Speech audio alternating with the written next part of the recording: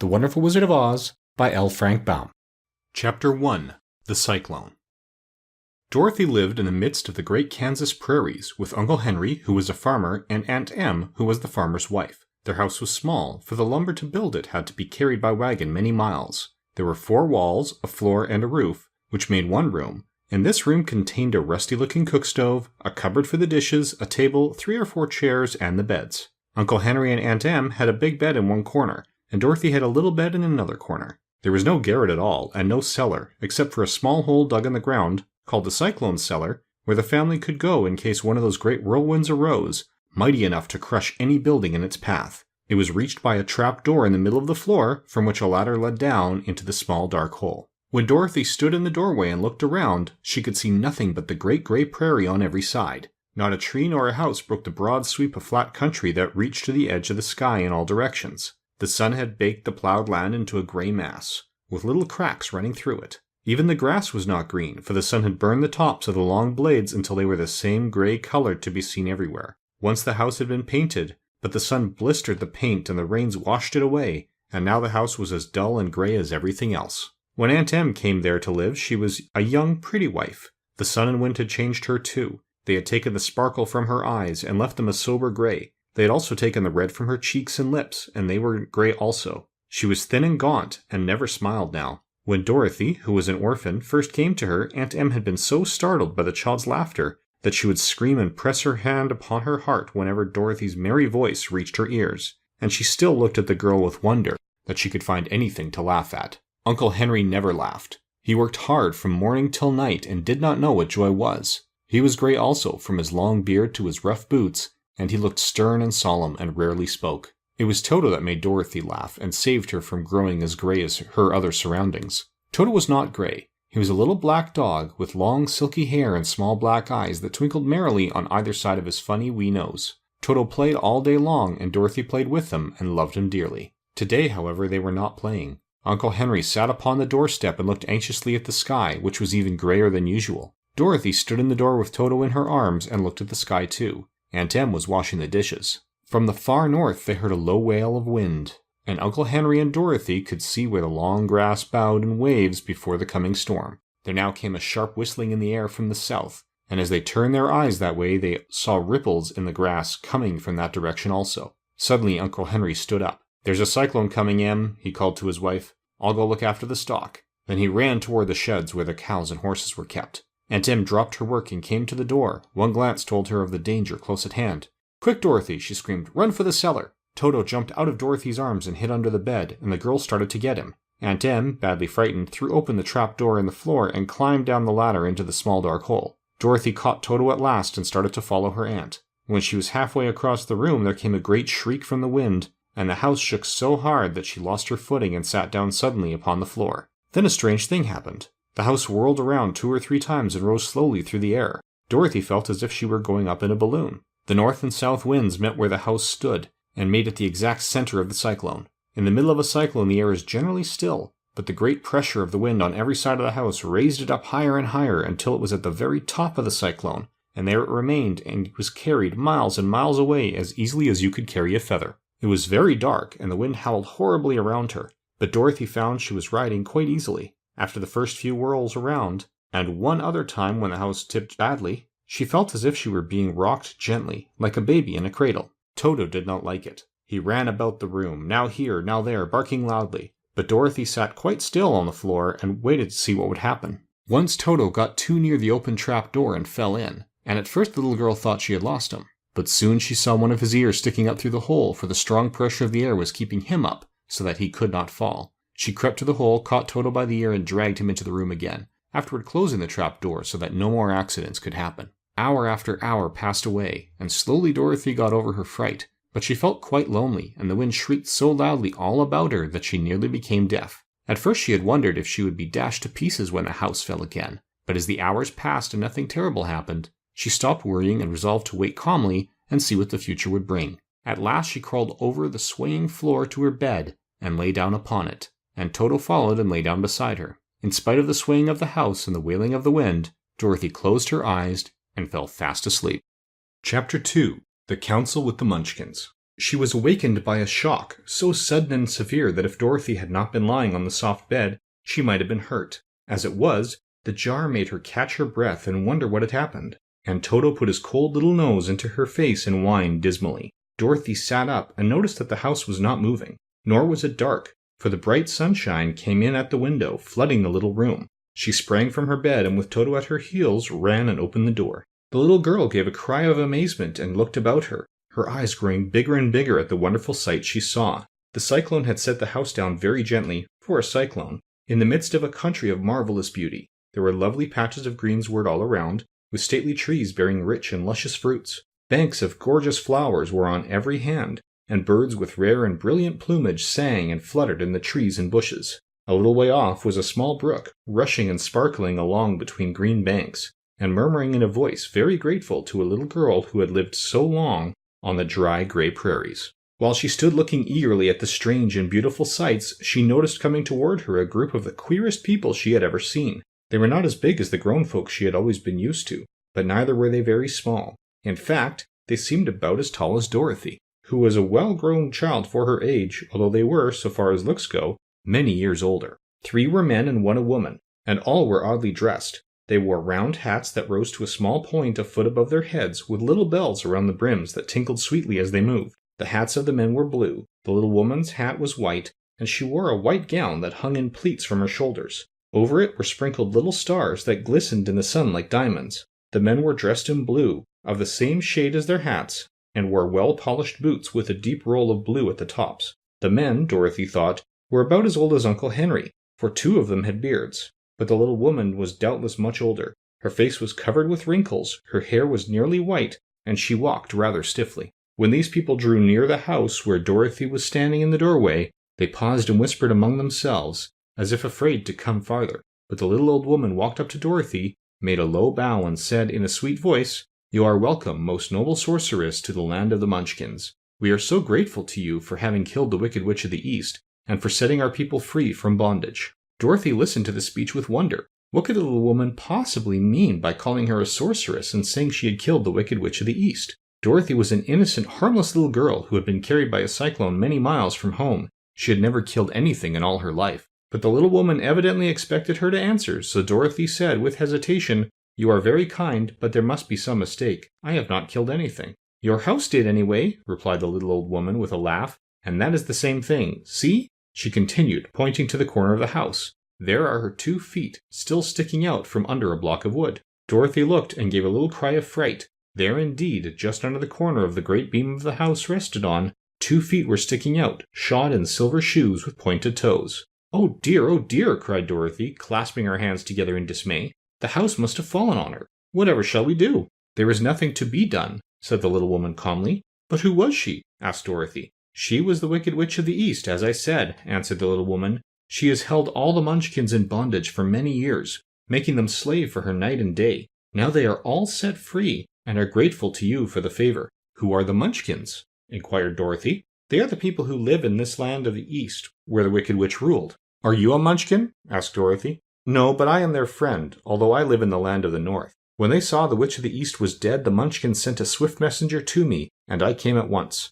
I am the Witch of the North." "Oh, gracious!" cried Dorothy. "Are you a real witch?" "Yes, indeed," answered the little woman, "but I am a good witch, and the people love me. I am not as powerful as the Wicked Witch was who ruled here, or I should have set the people free myself." "But I thought all witches were wicked," said the girl, who was half frightened at facing a real witch. "Oh no, that is a great mistake. There are only 4 witches in all the land of Oz, and 2 of them, those who live in the North and the South, are good witches. I know this is true, for I am one of them myself, and cannot be mistaken. Those who dwelt in the East and the West were indeed wicked witches, but now that you have killed one of them, there is but one wicked witch in all the land of Oz, the one who lives in the West." "But," said Dorothy after a moment's thought, "Aunt Em has told me that the witches were all dead, years and years ago." "Who is Aunt Em?" inquired the little woman. "She is my aunt who lives in Kansas, where I came from." The Witch of the North seemed to think for a time, with her head bowed and her eyes upon the ground. Then she looked up and said, "I do not know where Kansas is, for I have never heard that country mentioned before. But tell me,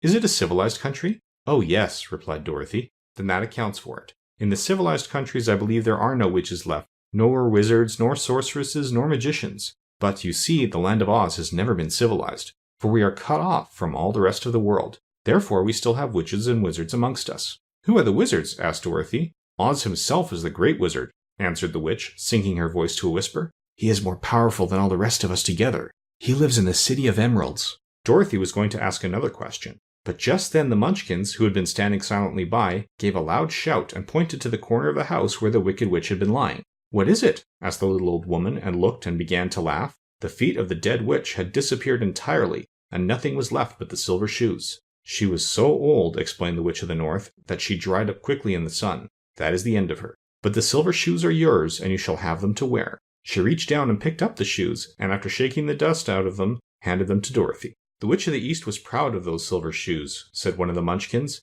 "and there is some charm connected with them, but what it is we never knew." Dorothy carried the shoes into the house and placed them on the table. Then she came out again to the Munchkins and said, "I am anxious to get back to my aunt and uncle, for I am sure they will worry about me. Can you help me find my way?" The Munchkins and the witch first looked at one another and then at Dorothy, and then shook their heads. "At the east, not far from here," said one, "there is a great desert, and none could live to cross it." "It is the same at the south," said another, "for I have been there and seen it. The south is the country of the Quadlings." "I am told," said the third man, "that it is the same at the west, and that country where the Winkies live is ruled by the Wicked Witch of the West, who would make you her slave if you passed her way." "The north is my home," said the old lady, "and at its edge is the same great desert that surrounds this land of Oz. I'm afraid, my dear, you will have to live with us." Dorothy began to sob at this, for she felt lonely among all these strange people. Her tears seemed to grieve the kind-hearted Munchkins, for they immediately took out their handkerchiefs and began to weep also. As for the little old woman,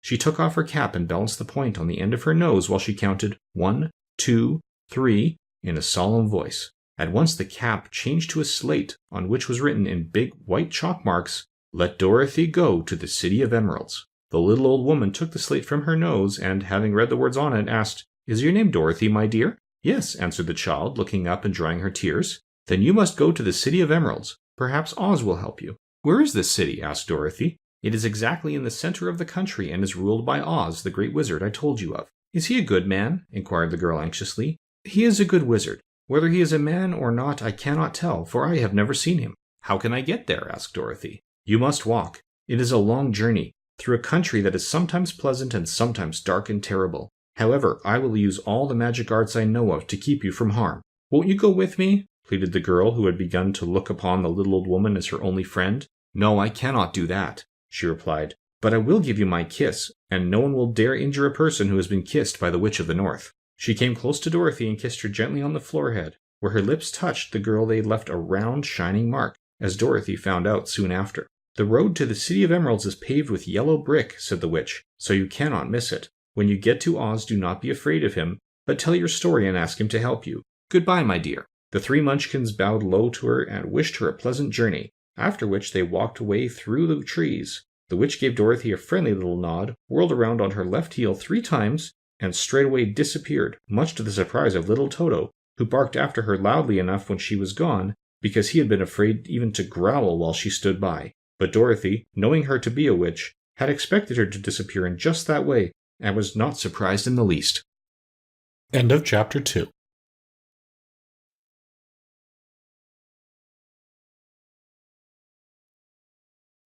Chapter 3. How Dorothy Saved the Scarecrow. When Dorothy was left alone, she began to feel hungry, so she went to the cupboard and cut herself some bread, which she spread with butter. She gave some to Toto, and taking a pail from the shelf, she carried it down to the little brook and filled it with clear, sparkling water. Toto ran over to the trees and began to bark at the birds sitting there. Dorothy went to get him, and saw such delicious fruit hanging from the trees that she gathered some of it, finding it just what she wanted to help out her breakfast. Then she went back to the house, and having helped herself and Toto to a good drink of the cool, clear water, she set about making ready for the journey to the City of Emeralds. Dorothy had only one other dress, but that happened to be clean and was hanging on a peg beside her bed. It was gingham, with checks of white and blue, and although the blue was somewhat faded with many washings, it was still a pretty frock. The girl washed herself carefully, dressed herself in the clean gingham, and tied her pink sunbonnet to her head. She took a little basket and filled it with bread from the cupboard, laying a white cloth over the top. Then she looked down at her feet and noticed how old and worn her shoes were.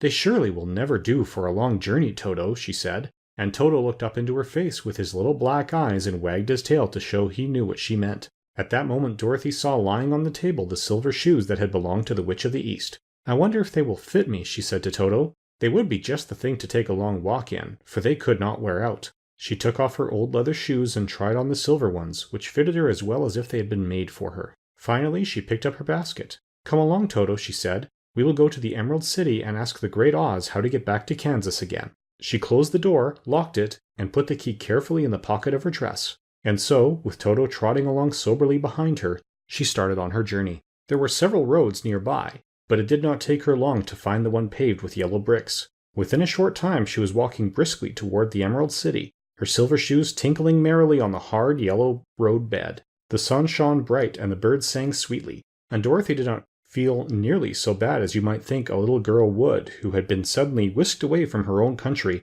and set down in the midst of a strange land. She was surprised as she walked along to see how pretty the country was about her. There were neat fences at the sides of the road, painted a dainty blue color, and beyond them were fields of grain and vegetables in abundance. Evidently the Munchkins were good farmers and able to raise large crops. Once in a while she would pass a house, and the people came out to look at her and bow low as she went by, for everyone knew she had been the means of destroying the wicked witch and setting them free from bondage. The houses of the Munchkins were odd-looking dwellings, for each was round, with a big dome for a roof. All were painted blue, for in this country of the East blue was the favorite color. Toward evening, when Dorothy was tired with her long walk and began to wonder where she would pass the night, she came to a house rather larger than the rest. On the green lawn before it, many men and women were dancing. 5 little fiddlers played as loudly as possible, and the people were laughing and singing, while a big table nearby was loaded with delicious fruits and nuts, pies and cakes, and many other good things to eat. The people greeted Dorothy kindly and invited her to supper and to pass the night with them,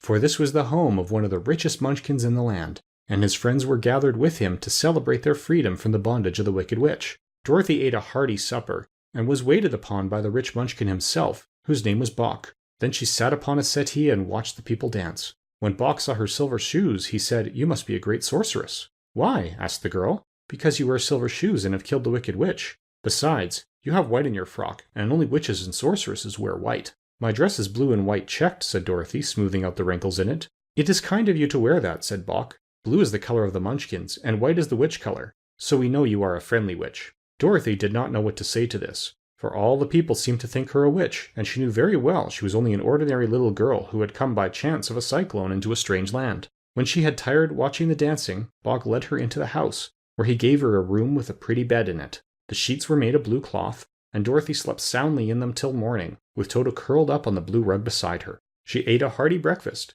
and watched a wee Munchkin baby, who played with Toto and pulled his tail and crowed and laughed in a way that greatly amused Dorothy. Toto was a fine curiosity to all the people, for they had never seen a dog before. "How far is it to the Emerald City?" the girl asked. "I do not know," answered Bock gravely, "for I have never been there. It is better for people to keep away from Oz unless they have business with him. But it is a long way to the Emerald City, and it will take you many days. The country here is rich and pleasant, but you must pass through rough and dangerous places before you reach the end of your journey." This worried Dorothy a little, but she knew that only the Great Oz could help her get back to Kansas again, so she bravely resolved not to turn back. She bade her friends goodbye and again started along the road of yellow brick. When she had gone several miles, she thought she would stop to rest, and so climbed to the top of the fence beside the road and sat down. There was a great cornfield beyond the fence, and not far away she saw a scarecrow placed high up on a pole to keep the birds from the ripe corn. Dorothy leaned her chin upon her hand and gazed thoughtfully at the scarecrow. Its head was a small sack stuffed with straw,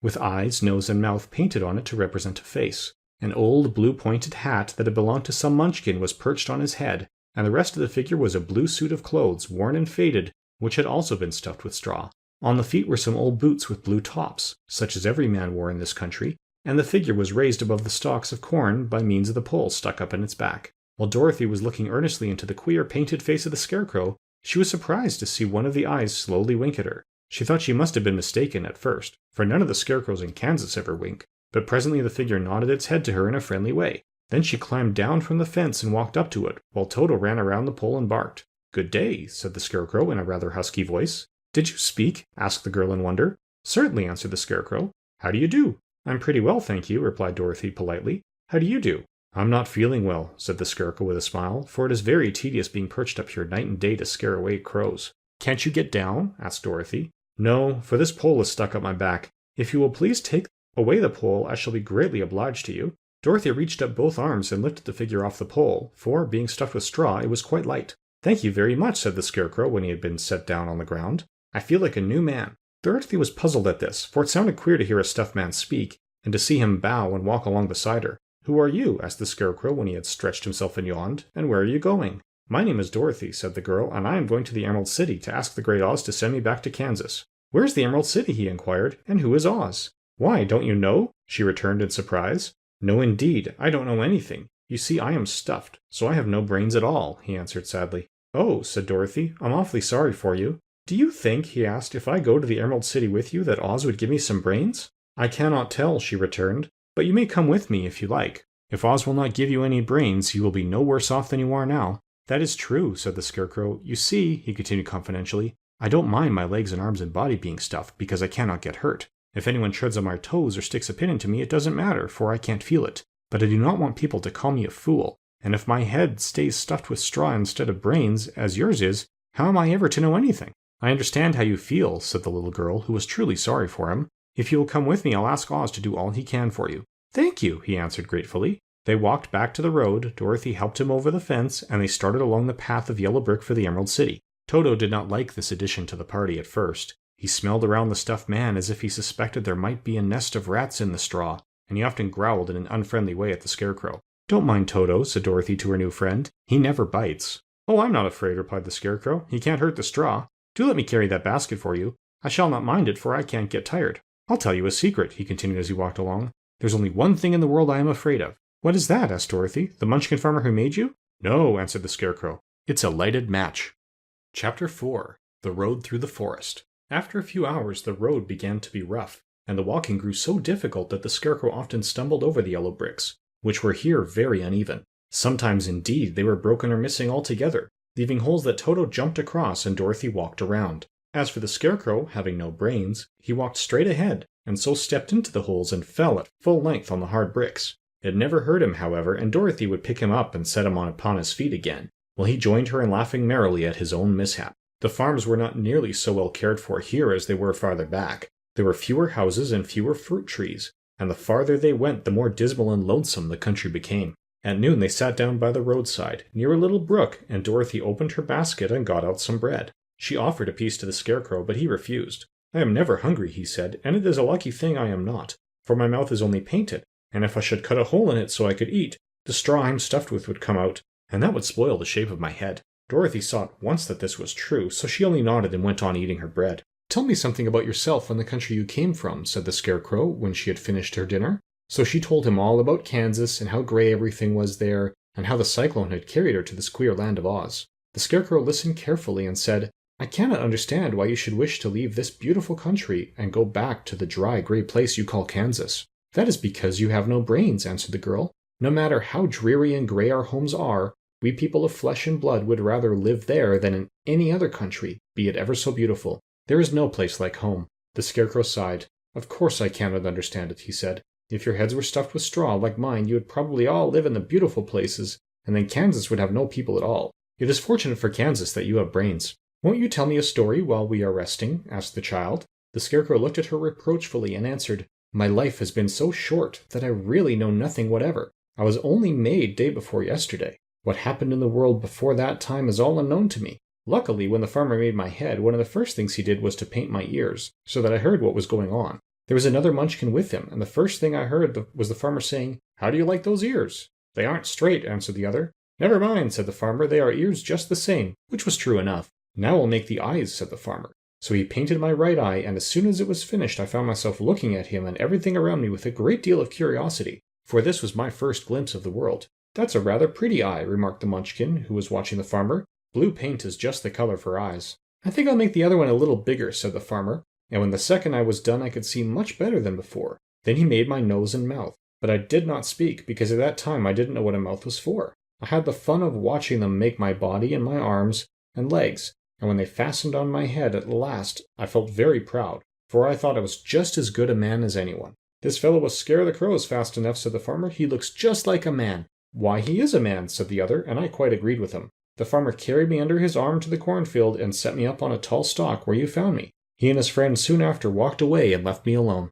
I did not like to be deserted this way, so I tried to walk after them, but my feet would not touch the ground, and I was forced to stay on the pole. It was a lonely life to lead, for I had nothing to think of, having been made such a little while before. Many crows and other birds flew into the cornfield, but as soon as they saw me, they flew away again, thinking I was a Munchkin. And this pleased me and made me feel that I was quite an important person. By and by, an old crow flew near me, and after looking at me carefully, he perched upon my shoulder and said, "I wonder if that farmer thought to fool me in this clumsy manner. Any crow of sense could see that you were only stuffed with straw." Then he hopped down at my feet and ate all the corn he wanted. The other birds, seeing he was not harmed by me, came to eat the corn too, so in a short time there was a great flock of them about me. I felt sad at this, for it showed I was not such a good scarecrow after all, but the old crow comforted me, saying, "If only you had brains in your head, you would be as good a man as any of them, and a better man than some of them. Brains are the only things worth having in this world, no matter whether one is a crow or a man." After the crows had gone, I thought this over, and I decided I would try hard to get some brains.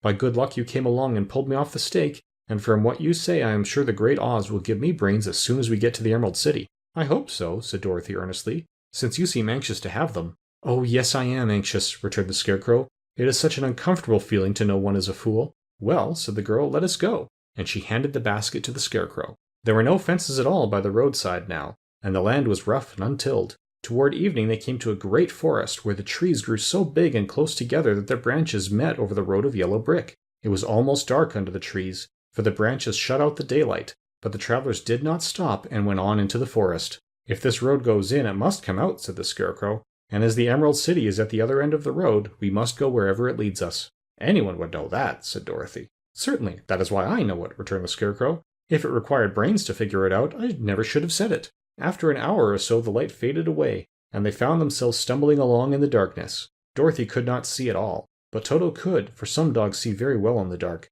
and the Scarecrow declared he could see as well as by day. So she took hold of his arm and managed to get along fairly well. "If you see any house or any place where we can pass the night," she said, "you must tell me, for it is very uncomfortable walking in the dark." Soon after the Scarecrow stopped. "I see a little cottage at the right of us," he said, "built of logs and branches. Shall we go there?" "Yes, indeed," answered the child. "I am all tired out." So the Scarecrow led her through the trees until they reached the cottage, and Dorothy entered and found a bed of dried leaves in one corner. She lay down at once, and with Toto beside her soon fell into a sound sleep. The Scarecrow, who was never tired, stood up in another corner and waited patiently until morning came. End of Chapter 4.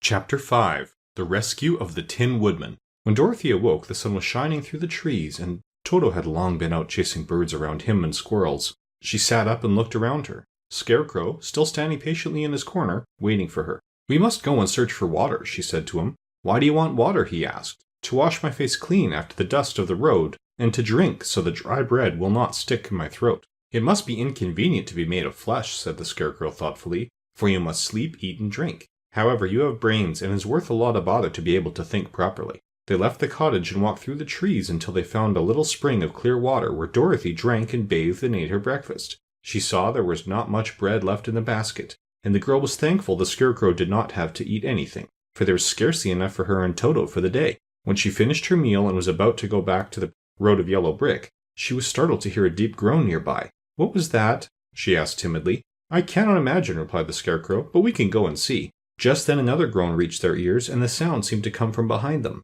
They turned and walked through the forest a few steps when Dorothy discovered something shining in a ray of sunshine that fell between the trees. She ran to the place and then stopped short, with a little cry of surprise. One of the big trees had been partly chopped through, and standing beside it with an uplifted axe in his hands was a man made entirely of tin. His head and arms and legs were jointed upon his body, but he stood perfectly motionless, as if he could not stir at all. Dorothy looked at him in amazement, and so did the Scarecrow, while Toto barked sharply and made a snap at the tin legs, which hurt his teeth. "Did you groan?" asked Dorothy. "Yes," answered the Tin Man, "I did. I've been groaning for more than a year, and no one has ever heard me before or come to help me." "What can I do for you?" she inquired softly, for she was moved by the sad voice in which the man spoke. "Get an oil can and oil my joints," he answered. "They are rusted so badly that I cannot move them at all. If I am well oiled, I shall soon be all right again. You will find an oil can on a shelf in my cottage." Dorothy at once ran back to the cottage and found the oil can, and then she returned and asked anxiously, "Where are your joints?" "Oil my neck first," replied the Tin Woodman. So she oiled it, and as it was quite badly rusted, the Scarecrow took hold of the tin head and moved it gently from side to side until it worked freely, and then the man could turn it himself. "Now oil the joints of my arms," he said, and Dorothy oiled them, and the Scarecrow bent them carefully until they were quite free from rust and as good as new. The Tin Woodman gave a sigh of satisfaction and lowered his axe, which he leaned against the tree. "This is a great comfort," he said. "I have been holding that axe in the air ever since I rested, and I am glad to be able to put it down at last. Now if you will oil the joints on my legs, I shall be all right once more." So they oiled his legs until he could move them freely, and he thanked them again and again for his release, for he seemed a very polite creature and very grateful. "I might have stood there always if you had not come along," he said. "So you have certainly saved my life. How did you happen to be here?" "We are on our way to the Emerald City to see the Great Oz," she answered, "and we stopped at your cottage to pass the night." "Why do you wish to see Oz?" he asked. "I want him to send me back to Kansas, and the Scarecrow wants him to put a few brains into his head," she replied. The Tin Woodman appeared to think deeply for a moment. Then he said, "Do you suppose Oz could give me a heart?" "Why, I guess so," Dorothy answered. "It would be as easy as to give the Scarecrow brains." "True," the Tin Woodman returned. "So if you will allow me to join your party, I will also go to the Emerald City and ask Oz to help me." "Come along," said the Scarecrow heartily, and Dorothy added that she would be pleased to have his company. So the Tin Woodman shouldered his axe, and they all passed through the forest until they came to the road that was paved with yellow brick. The Tin Woodman had asked Dorothy to put the oil can in her basket, for, he said, if I should get caught in the rain and rust again, I would need the oil can badly. It was a bit of good luck to have their new comrade join the party, for soon after they had begun their journey again, they came to a place where the trees and branches grew so thick over the road that the travelers could not pass. But the Tin Woodman set to work with his axe and chopped so well that soon he cleared a passage for the entire party. Dorothy was thinking so earnestly as they walked along that she did not notice when the Scarecrow stumbled into a hole and rolled over to the side of the road. Indeed, he was obliged to call to her to help him up again. "Why didn't you walk around the hole?" asked the Tin Woodman. "I didn't know enough," replied the Scarecrow cheerfully. "My head is stuffed with straw, you know, and that is why I am going to Oz to ask him for some brains." "Oh, I see," said the Tin Woodman. "But after all, brains are not the best things in the world." "Have you any?" inquired the Scarecrow. "No, my head is quite empty," answered the Woodman. "But once I had brains and a heart also. So, having tried them both, I should much rather have a heart." "And why is that?" asked the Scarecrow. "I will tell you my story, and then you will know." So while they were walking through the forest, the Tin Woodman told the following story. "I was born the son of a woodman who chopped down trees in the forest and sold the wood for a living. When I grew up, I too became a wood chopper, and after my father died, I took care of my old mother as long as she lived. Then I made up my mind that instead of living alone, I would marry, so that I might not become lonely. There was one of the Munchkin girls who was so beautiful that I soon grew to love her with all my heart. She, on her part, promised to marry me as soon as I could earn enough money to build a better house for her. So I set to work harder than ever. But the girl lived with an old woman who did not want her to marry anyone, for she was so lazy she wished the girl to remain with her and do the cooking and the housework. So the old woman went to the Wicked Witch of the East and promised her 2 sheep and a cow if she would prevent the marriage. Thereupon the Wicked Witch enchanted my axe, and when I was chopping away at my best one day, for I was anxious to get the new house and my wife as soon as possible, the axe slipped all at once and cut off my left leg. This at first seemed a great misfortune, for I knew a one-legged man could not do very well as a woodchopper. So I went to a tinsmith and had him make me a new leg out of tin. The leg worked very well once I was used to it, but my action angered the Wicked Witch of the East, for she had promised the old woman I should not marry the pretty Munchkin girl. When I began chopping again, my axe slipped and cut off my right leg.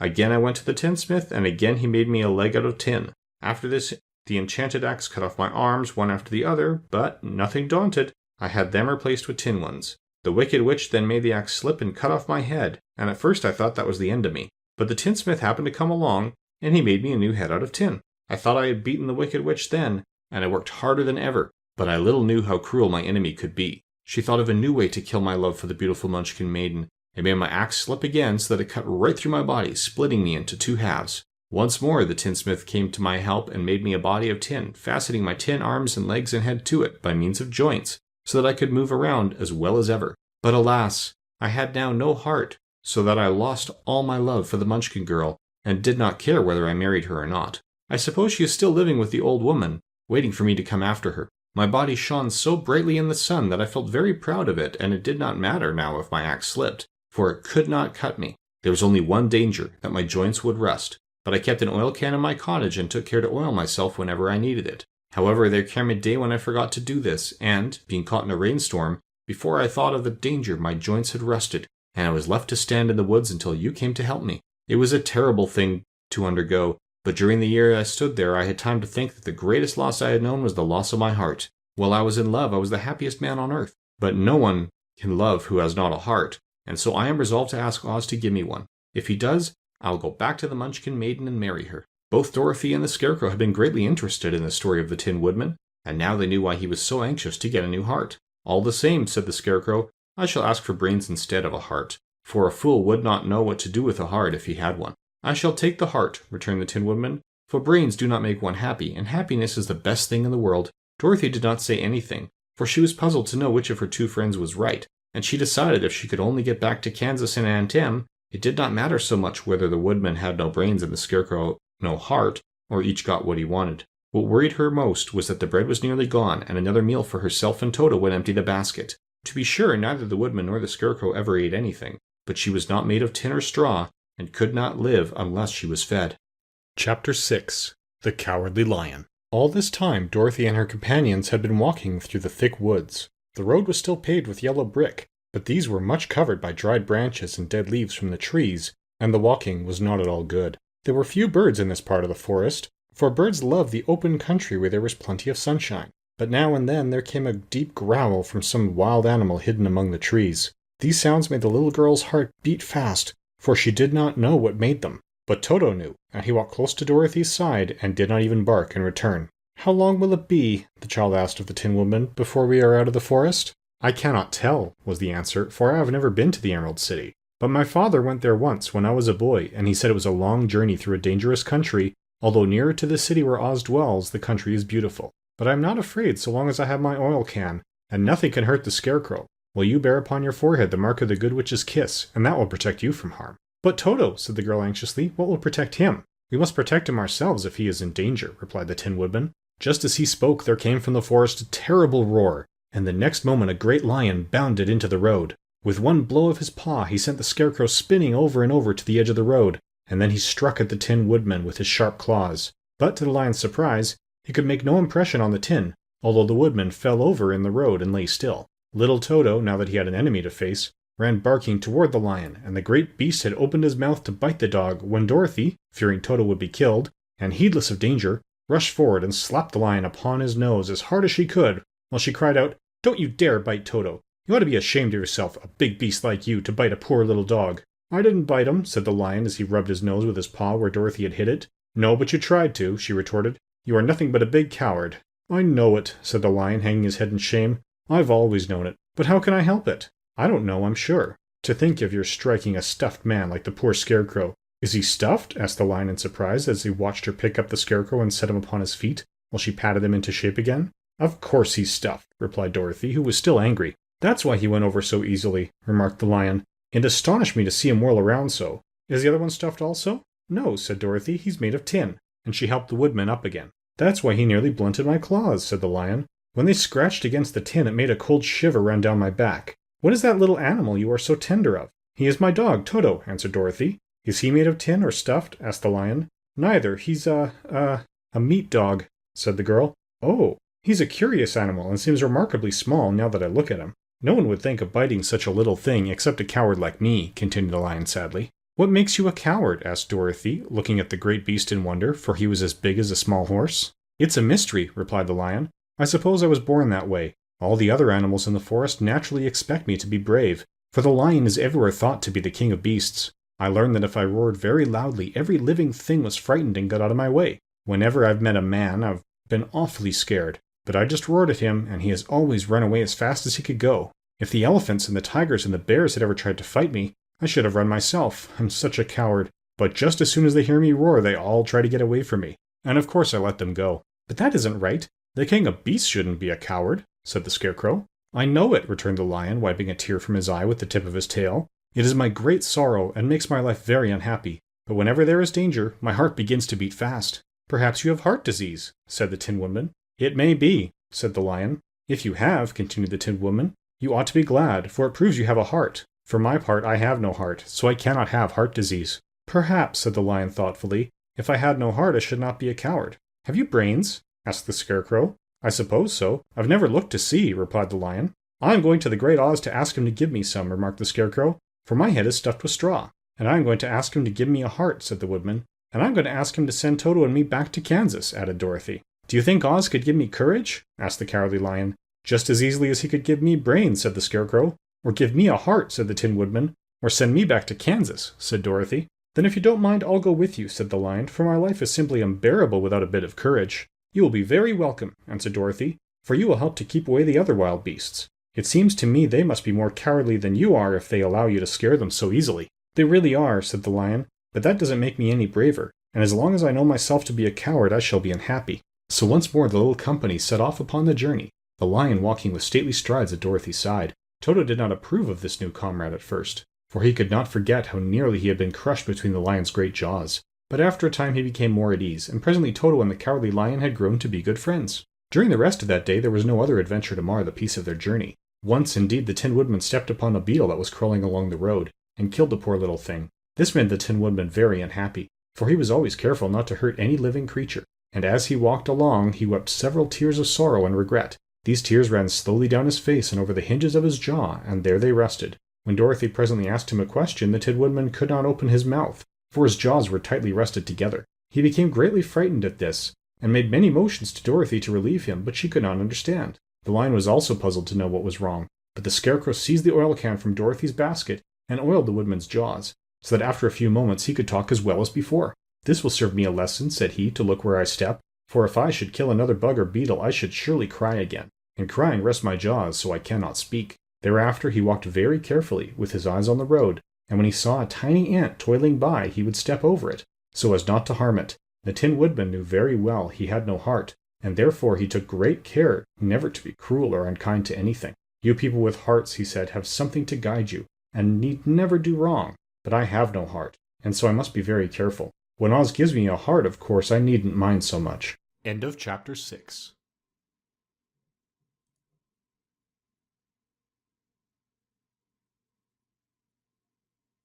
Chapter 7. The Journey to the Great Oz. They were obliged to camp out that night under a large tree in the forest, for there were no houses near. The tree made a good, thick covering to protect them from the dew, and the Tin Woodman chopped a great pile of wood with his axe, and Dorothy built a splendid fire that warmed her and made her feel less lonely. She and Toto ate the last of their bread, and now she did not know what they would do for breakfast. If you wish, said the Lion, I will go into the forest and kill the deer for you. You can roast it by the fire, since your tastes are so peculiar that you prefer cooked food, and then you will have a very good breakfast. Don't, please don't, begged the Tin Woodman. I should certainly weep if you killed a poor deer, and then my jaws would rest again. But the Lion went away into the forest and found his own supper, and no one ever knew what it was, for he didn't mention it. And the Scarecrow found a tree full of nuts and filled Dorothy's basket with them, so that she would not go hungry for a long time. She thought this was very kind and thoughtful of the Scarecrow, but she laughed heartily at the awkward way in which the poor creature picked up the nuts. His padded hands were so clumsy and the nuts were so small that he dropped almost as many as he put in the basket.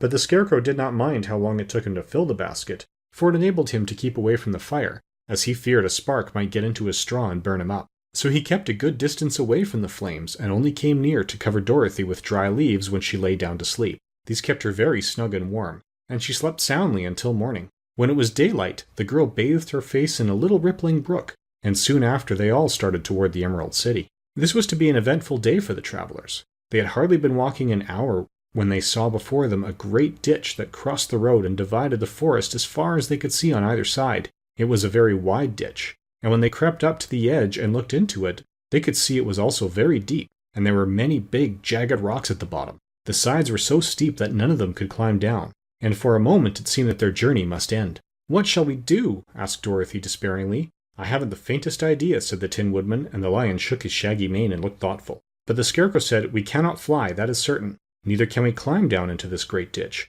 Therefore, if we cannot jump over it, we must stop where we are." "I think I could jump over it," said the Cowardly Lion after measuring the distance carefully in his mind. "Then we are all right," answered the Scarecrow, "for you can carry us all over on your back, one at a time." "Well, I'll try it," said the Lion. "Who will go first?" "I will," declared the Scarecrow, "for if you found out that you could not jump over the gulf, Dorothy would be killed, or the Tin Woodman badly dented on the rocks below. But if I am on your back, it will not matter so much, for the fall would not hurt me at all." "I am terribly afraid of falling myself," said the Cowardly Lion, "but I suppose there was nothing to do but try it. So get on my back, and we will make the attempt." The Scarecrow sat upon the Lion's back, and the big beast walked to the edge of the gulf and crouched down. "Why don't you run and jump?" asked the Scarecrow. "Because that isn't the way we lions do these things," he replied. Then, giving a great spring, he shot through the air and landed safely on the other side. They were all greatly pleased to see how easily he did it, and after the Scarecrow had got down from his back, the lion sprang across the ditch again. Dorothy thought she would go next, so she took Toto in her arms and climbed on the lion's back, holding tightly to his mane with one hand.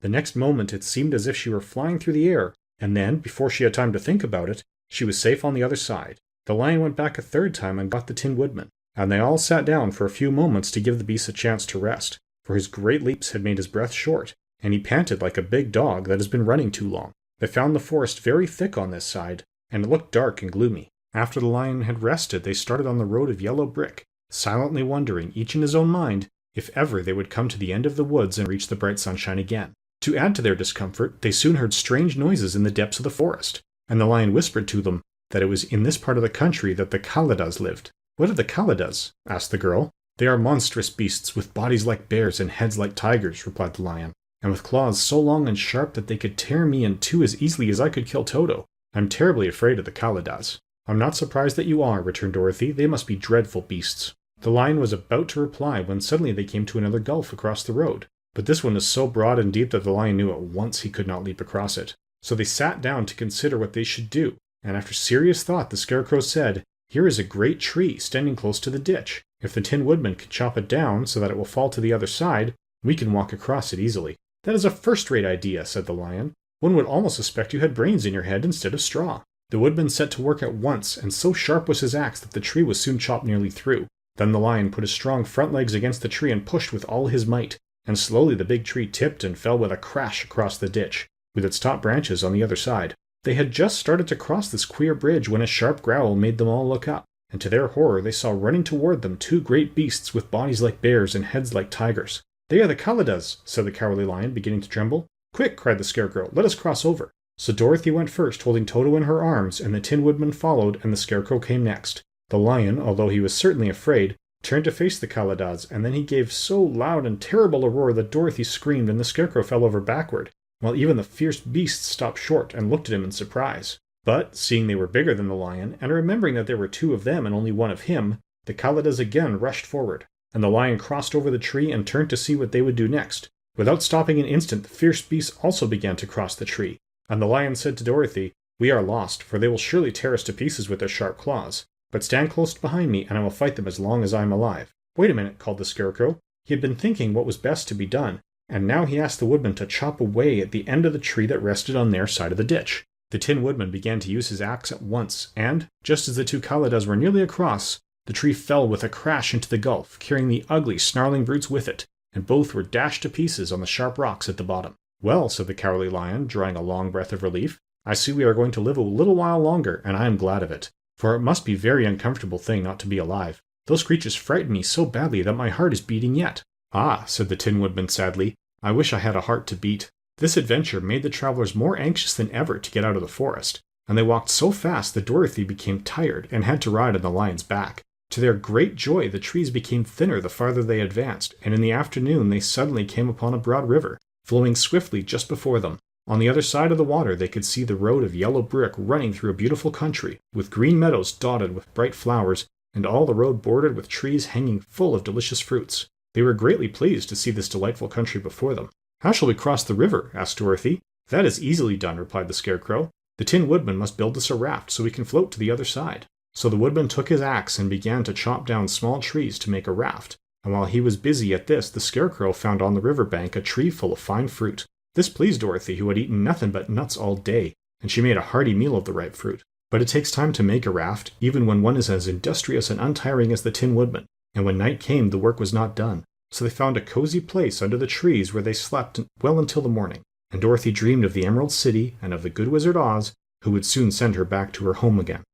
Chapter 8. The Deadly Poppy Field. Our little party of travelers awakened the next morning refreshed and full of hope, and Dorothy breakfasted like a princess off peaches and plums from the trees beside the river. Behind them was the dark forest they had passed safely through, although they had suffered many discouragements. But before them was a lovely, sunny country that seemed to beckon them on to the Emerald City. To be sure, the broad river now cut them off from this beautiful land, but the raft was nearly done, and after the Tin Woodman had cut a few more logs and fastened them together with wooden pins, they were ready to start. Dorothy sat down in the middle of the raft and held Toto in her arms. When the Cowardly Lion stepped upon the raft, it tipped badly, for he was big and heavy. But the Scarecrow and the Tin Woodman stood upon the other end to steady it, and they had long poles in their hands to push the raft through the water. They got along quite well at first, but when they reached the middle of the river, the swift current swept the raft downstream, farther and farther away from the road of yellow brick, and the river grew so deep that the long poles would not touch the bottom. "This is bad," said the Tin Woodman, "for if we cannot get to the land, we shall be carried into the country of the Wicked Witch of the West, and she will enchant us and make us her slaves." "And then I should get no brains," said the Scarecrow. "And I should get no courage," said the Cowardly Lion. "And I should get no heart," said the Tin Woodman. "And I should never get back to Kansas," said Dorothy. "We must certainly get to the Emerald City if we can," the Scarecrow continued, and he pushed so hard on his long pole that it stuck fast in the mud at the bottom of the river. Then, before he could pull it out again, or let go, the raft was swept away, and the poor Scarecrow left clinging to the pole in the middle of the river. "Goodbye," he called after them, and they were very sorry to leave him. Indeed, the Tin Woodman began to cry, but fortunately remembered that he might rust, and so dried his tears on Dorothy's apron. Of course, this was a bad thing for the Scarecrow. "I am now worse off than when I first met Dorothy," he thought. "Then I was stuck on a pole in a cornfield, where I could make believe scare the crows at any rate. But surely there was no use for a Scarecrow stuck on a pole in the middle of a river. I'm afraid I shall never have any brains after all." Down the stream the raft floated, and the poor Scarecrow was left far behind. Then the Lion said, "Something must be done to save us. I think I can swim to the shore and pull the raft after me, if you will only hold fast to the tip of my tail." So he sprang into the water, and the Tin Woodman caught fast hold of his tail. Then the Lion began to swim with all his might toward the shore. It was hard work, although he was so big, but by and by they were drawn out of the current, and then Dorothy took the Tin Woodman's long pole and helped push the raft to the land. They were all tired out when they reached the shore at last and stepped off upon the pretty green grass, and they also knew that the stream had carried them a long way past the road of yellow brick that led to the Emerald City. "What shall we do now?" asked the Tin Woodman as the Lion lay down on the grass to let the sun dry him. "We must get back to the road in some way," said Dorothy. "The best plan will be to walk along the river bank until we come to the road again," remarked the Lion. So, when they were rested, Dorothy picked up her basket and they started along the grassy bank to the road from which the river had carried them. It was a lovely country, with plenty of flowers and fruit trees and sunshine to cheer them, and had they not felt so sorry for the poor Scarecrow, they could have been very happy. They walked along as fast as they could, Dorothy only stopping once to pick a beautiful flower, and after a time the Tin Woodman cried out, "Look!" Then they all looked at the river and saw the Scarecrow perched upon his pole in the middle of the water, looking very lonely and sad. "What can we do to save him?" asked Dorothy. The Lion and the Woodman both shook their heads, for they did not know. So they sat down upon the bank and gazed wistfully at the Scarecrow until a stork flew by, who, upon seeing them, stopped to rest at the water's edge. "Who are you, and where are you going?" asked the stork. "I am Dorothy," answered the girl, "and these are my friends, the Tin Woodman and the Cowardly Lion, and we are going to the Emerald City." "This isn't the road," said the stork as she twisted her long neck and looked sharply at the queer party. "I know it," returned Dorothy, "but we have lost the Scarecrow and are wondering how we shall get him back again." "Where is he?" asked the stork. "Over there in the river," answered the little girl. "If he wasn't so big and heavy, I would get him for you," remarked the stork. "He isn't heavy a bit," said Dorothy eagerly, "for he is stuffed with straw, and if you bring him back to us, we shall thank you ever and ever so much." "Well, I'll try," said the stork, "but if I find he is too heavy to carry, I shall have to drop him in the river again." So the big bird flew into the air and over the water till she came to where the Scarecrow was perched upon his pole. Then the stork with her great claws grabbed the Scarecrow by the arm and carried him into the air and back to the bank, where Dorothy and the Lion and the Tin Woodman and Toto were sitting. When the Scarecrow found himself among his friends again, he was so happy that he hugged them all, even the Lion and Toto, and as they walked along he sang "Tol-de-ree-dee-do" at every step, he felt so gay. "I was afraid I should have to stay in the river forever," he said, "but the kind stork saved me, and if I ever get any brains I shall find the stork again and do her some kindness in return." "That's all right," said the stork, who was flying along beside them. "I always like to help anyone in trouble, but I must go now, for my babies are waiting in the nest for me. I hope you will find the Emerald City and that Oz will help you." "Thank you," replied Dorothy, and then the kind stork flew into the air and soon out of sight. They walked along listening to the singing of the brightly colored birds and looked at the lovely flowers, which now became so thick that the ground had carpeted with them. There were big yellow and white and blue and purple blossoms, beside great clusters of scarlet poppies, which were so brilliant in color they almost dazzled Dorothy's eyes. "Aren't they beautiful?" the girl asked as she breathed in the spicy scent of the bright flowers. "I suppose so," answered the Scarecrow. "When I have brains I shall probably like them better. If I only had a heart I should love them," added the Tin Woodman. "I always did like flowers," said the Lion. "They seem so helpless and frail, but there are none in the forest so bright as these." They now came upon more and more of the big scarlet poppies, and fewer of the other flowers, and soon they found themselves in the midst of a great meadow of poppies. Now it is well known that when there are many of these flowers together, their odor is so powerful that anyone who breathes it falls asleep, and if the sleeper is not carried away from the scent of the flowers, he sleeps on and on forever. But Dorothy did not know this, nor could she get away from the bright red flowers that were everywhere about. So presently her eyes grew heavy, and she felt she must sit down and rest to sleep. But the Tin Woodman would not let her do this. "We must hurry and get back to the road of yellow brick before dark," he said, and the Scarecrow agreed with him. So they kept walking until Dorothy could stand no longer. Her eyes closed in spite of herself, and she forgot where she was and fell among the poppies, fast asleep. "What shall we do?" asked the Tin Woodman.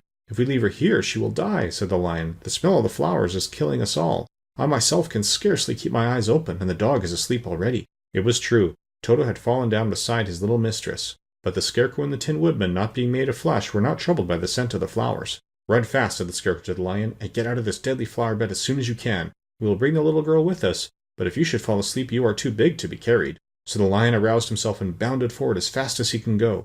In a moment he was out of sight. "Let us make a chair with our hands and carry her," said the Scarecrow. So they picked up Toto and put the dog in Dorothy's lap, and then they made a chair with their hands for the seat and their arms for the arms, and carried the sleeping girl between them through the flowers. On and on they walked, and it seemed that the great carpet of deadly flowers that surrounded them would never end.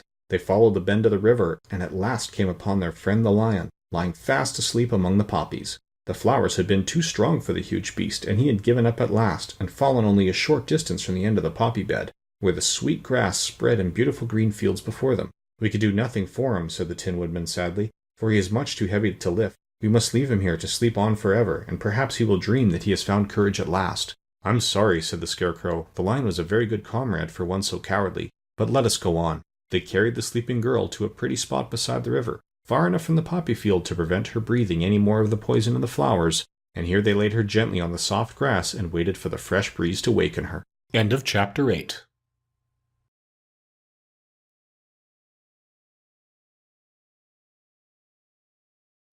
Chapter 9. The Queen of the Field Mice. "We cannot be far from the road of yellow brick now," remarked the Scarecrow as he stood beside the girl, "for we have come nearly as far as the river carried us away." The Tin Woodman was about to reply when he heard a low growl, and turning his head, which worked beautifully on hinges, he saw a strange beast come bounding over the grass toward them.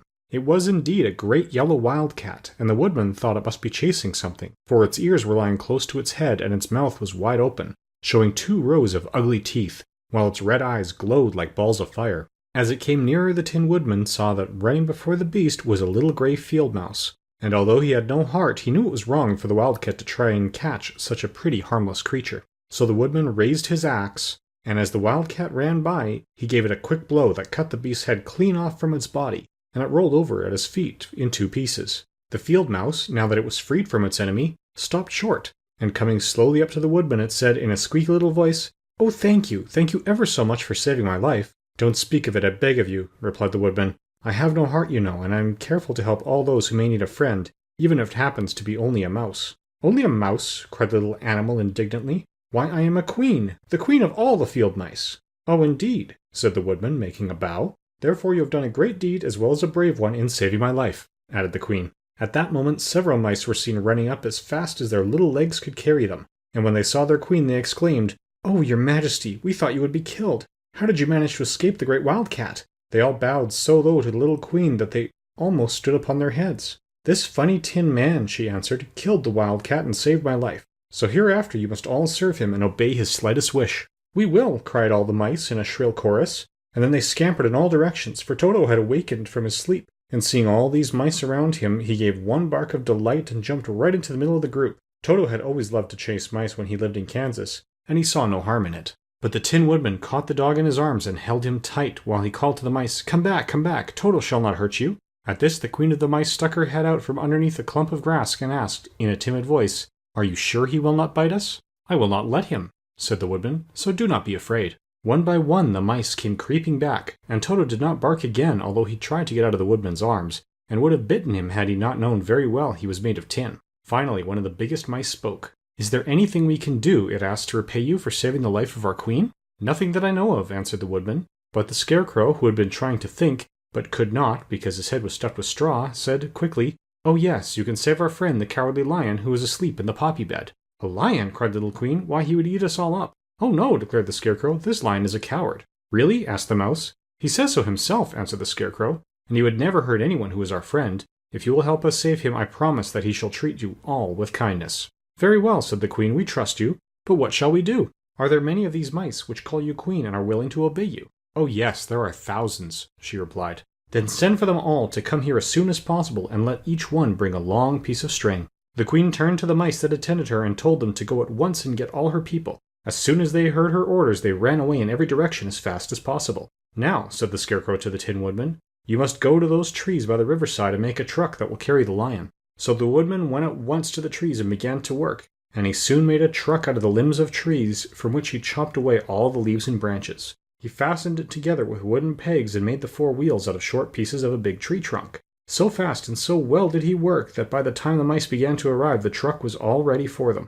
They came from all directions, and there were thousands of them, big mice and little mice and middle-sized mice, and each one brought a piece of string in his mouth. It was about this time that Dorothy woke from her long sleep and opened her eyes. She was greatly astonished to find herself lying upon the grass, with thousands of mice standing around and looking at her timidly. But the Scarecrow told her about everything, and turning to the dignified little mouse, he said, "Permit me to introduce you to Her Majesty, the Queen."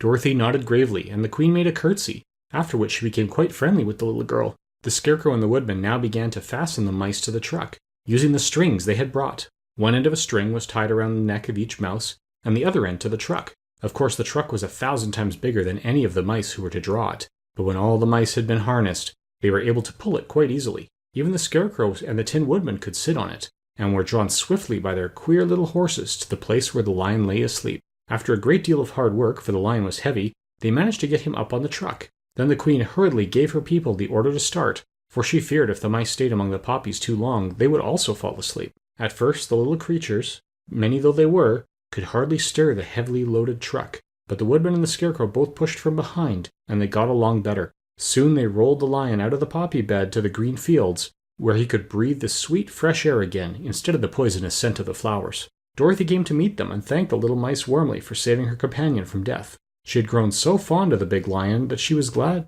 he had been rescued. Then the mice were unharnessed from the truck and scampered away through the grass to their homes. The Queen of the Mice was the last to leave. "If ever you need us again," she said, "come out into the field and call. We shall hear you and come to your assistance. Goodbye." "Goodbye," they all answered, and away the Queen ran, while Dorothy held Toto tightly lest he should run after her and frighten her. After this they sat down beside the lion until he should awaken, and the Scarecrow bought Dorothy some fruit from a tree nearby, which she ate for her dinner. Chapter 10. The Guardian of the Gate. It was some time before the Cowardly Lion awakened, for he had lain among the poppies a long while, breathing in their deadly fragrance. But when he did open his eyes and roll off the truck, he was very glad to find himself still alive. "I ran as fast as I could," he said, sitting down and yawning, "but the flowers were too strong for me. How did you get me out?" Then they told him of the field mice, and how they had generously saved him from death, and the Cowardly Lion laughed and said, "I have always thought myself very big and terrible, yet such little things as flowers came near to killing me, and such small animals as mice have saved my life. How strange it all is! But comrades, what shall we do now?" "We must journey on until we find the road of yellow brick again," said Dorothy, "and then we can keep on to the Emerald City." So, the lion being fully refreshed, and feeling quite himself again, they all started upon the journey, greatly enjoying the walk through the soft, fresh grass. And it was not long before they reached the road of yellow brick, and turned again toward the Emerald City where the great Oz dwelt. The road was smooth and well paved now, and the country was beautiful, so that the travelers rejoiced in leaving the forest far behind, and with it the many dangers they had met in its gloomy shades. Once more they could see the fences built beside the road, but these were painted green, and when they came to a small house in which a farmer evidently lived, that also was painted green.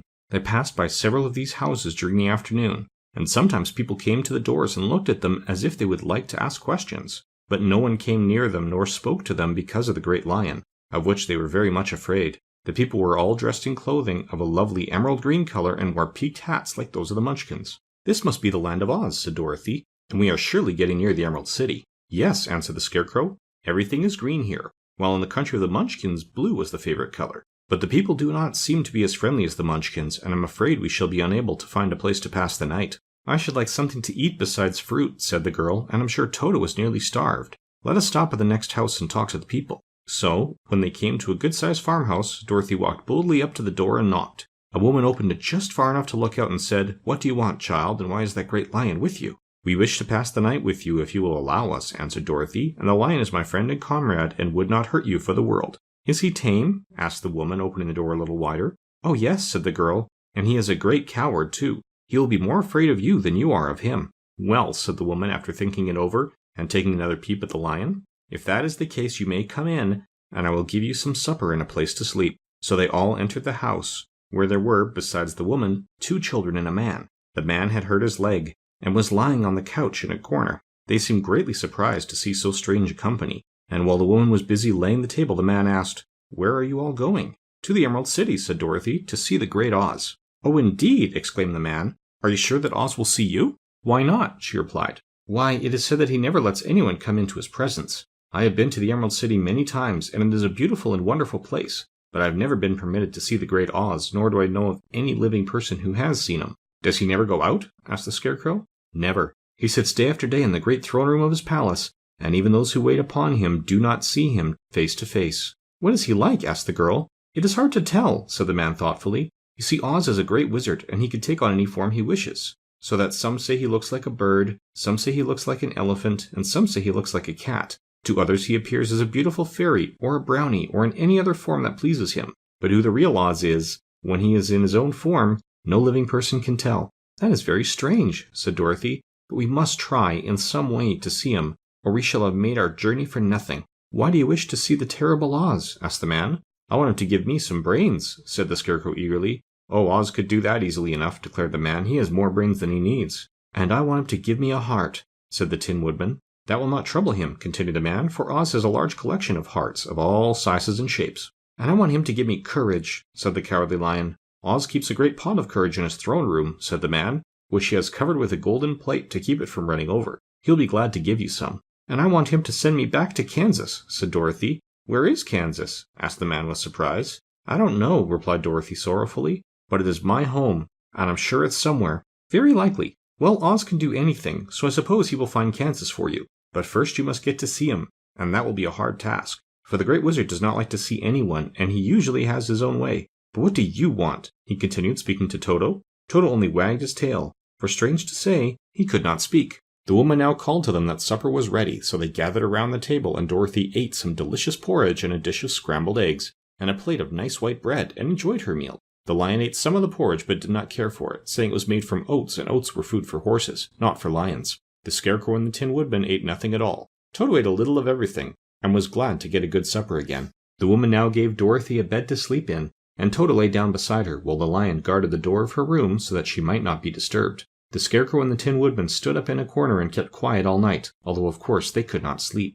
The next morning, as soon as the sun was up, they started on their way and soon saw a beautiful green glow in the sky just before them. "That must be the Emerald City," said Dorothy. As they walked on, the green glow became brighter and brighter, and it seemed that at last they were nearing the end of their travels. Yet it was afternoon before they came to the great wall that surrounded the city. It was high and thick and of a bright green color. In front of them, and at the end of the road of yellow brick, was a big gate, all studded with emeralds that glittered so in the sun that even the painted eyes of the Scarecrow were dazzled by their brilliancy. There was a bell beside the gate, and Dorothy pushed the button and heard a silvery tinkle sound within. Then the big gate swung slowly open, and they all passed through and found themselves in a high arched room, the walls of which glistened with countless emeralds. Before them stood a little man about the same size as the Munchkins. He was clothed all in green, from his head to his feet, and even his skin was of a greenish tint. At his side was a large green box. When he saw Dorothy and her companions, the man asked, "What do you wish in the Emerald City?" "We came here to see the great Oz," said Dorothy. The man was so surprised at this answer that he sat down to think it over.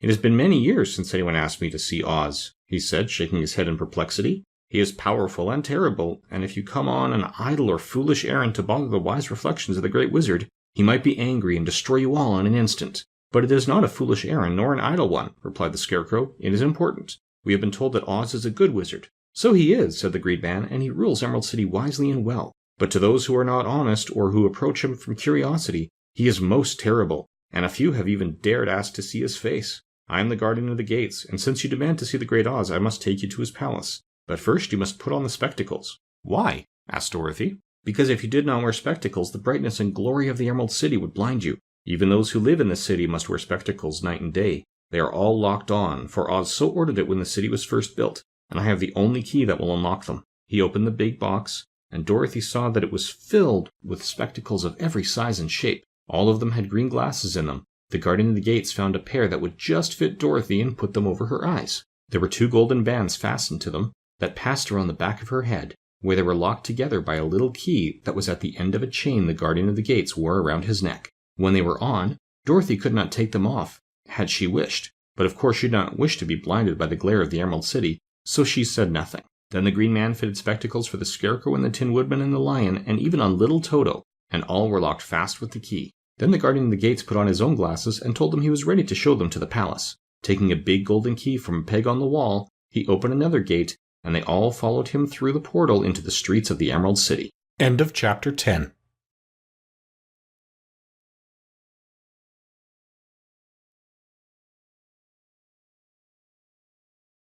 Chapter 11. The Wonderful City of Oz. Even with eyes protected by the green spectacles, Dorothy and her friends were at first dazzled by the brilliancy of the wonderful city. The streets were lined with beautiful houses all built of green marble and studded everywhere with sparkling emeralds. They walked over a pavement of the same green marble, and where the blocks were joined together were rows of emeralds set closely and glittering in the brightness of the sun. The window panes were of green glass. Even the sky above the city had a green tint, and the rays of the sun were green. There were many people, men, women, and children, walking about, and these were all dressed in green clothes and had greenish skins. They looked at Dorothy and her strangely assorted company with wondering eyes, and the children all ran away and hid behind their mothers when they saw the lion. But no one spoke to them. Many shops stood in the street, and Dorothy saw that everything in them was green. Green candy and green popcorn were offered for sale, as well as green shoes, green hats, and green clothes of all sorts. At one place a man was selling green lemonade, and when children bought it, Dorothy could see that they paid for it with green pennies. There seemed to be no horses or animals of any kind. The men carried things around in little green carts, which they pushed before them. Everyone seemed happy and contented and prosperous. The guardian of the gates led them through the streets until they came to a big building, exactly in the middle of the city, which was the Palace of Oz, the Great Wizard. There was a soldier before the door, dressed in a green uniform and wearing a long green beard. "Here are strangers," said the guardian of the gates to him, "and they demand to see the Great Oz."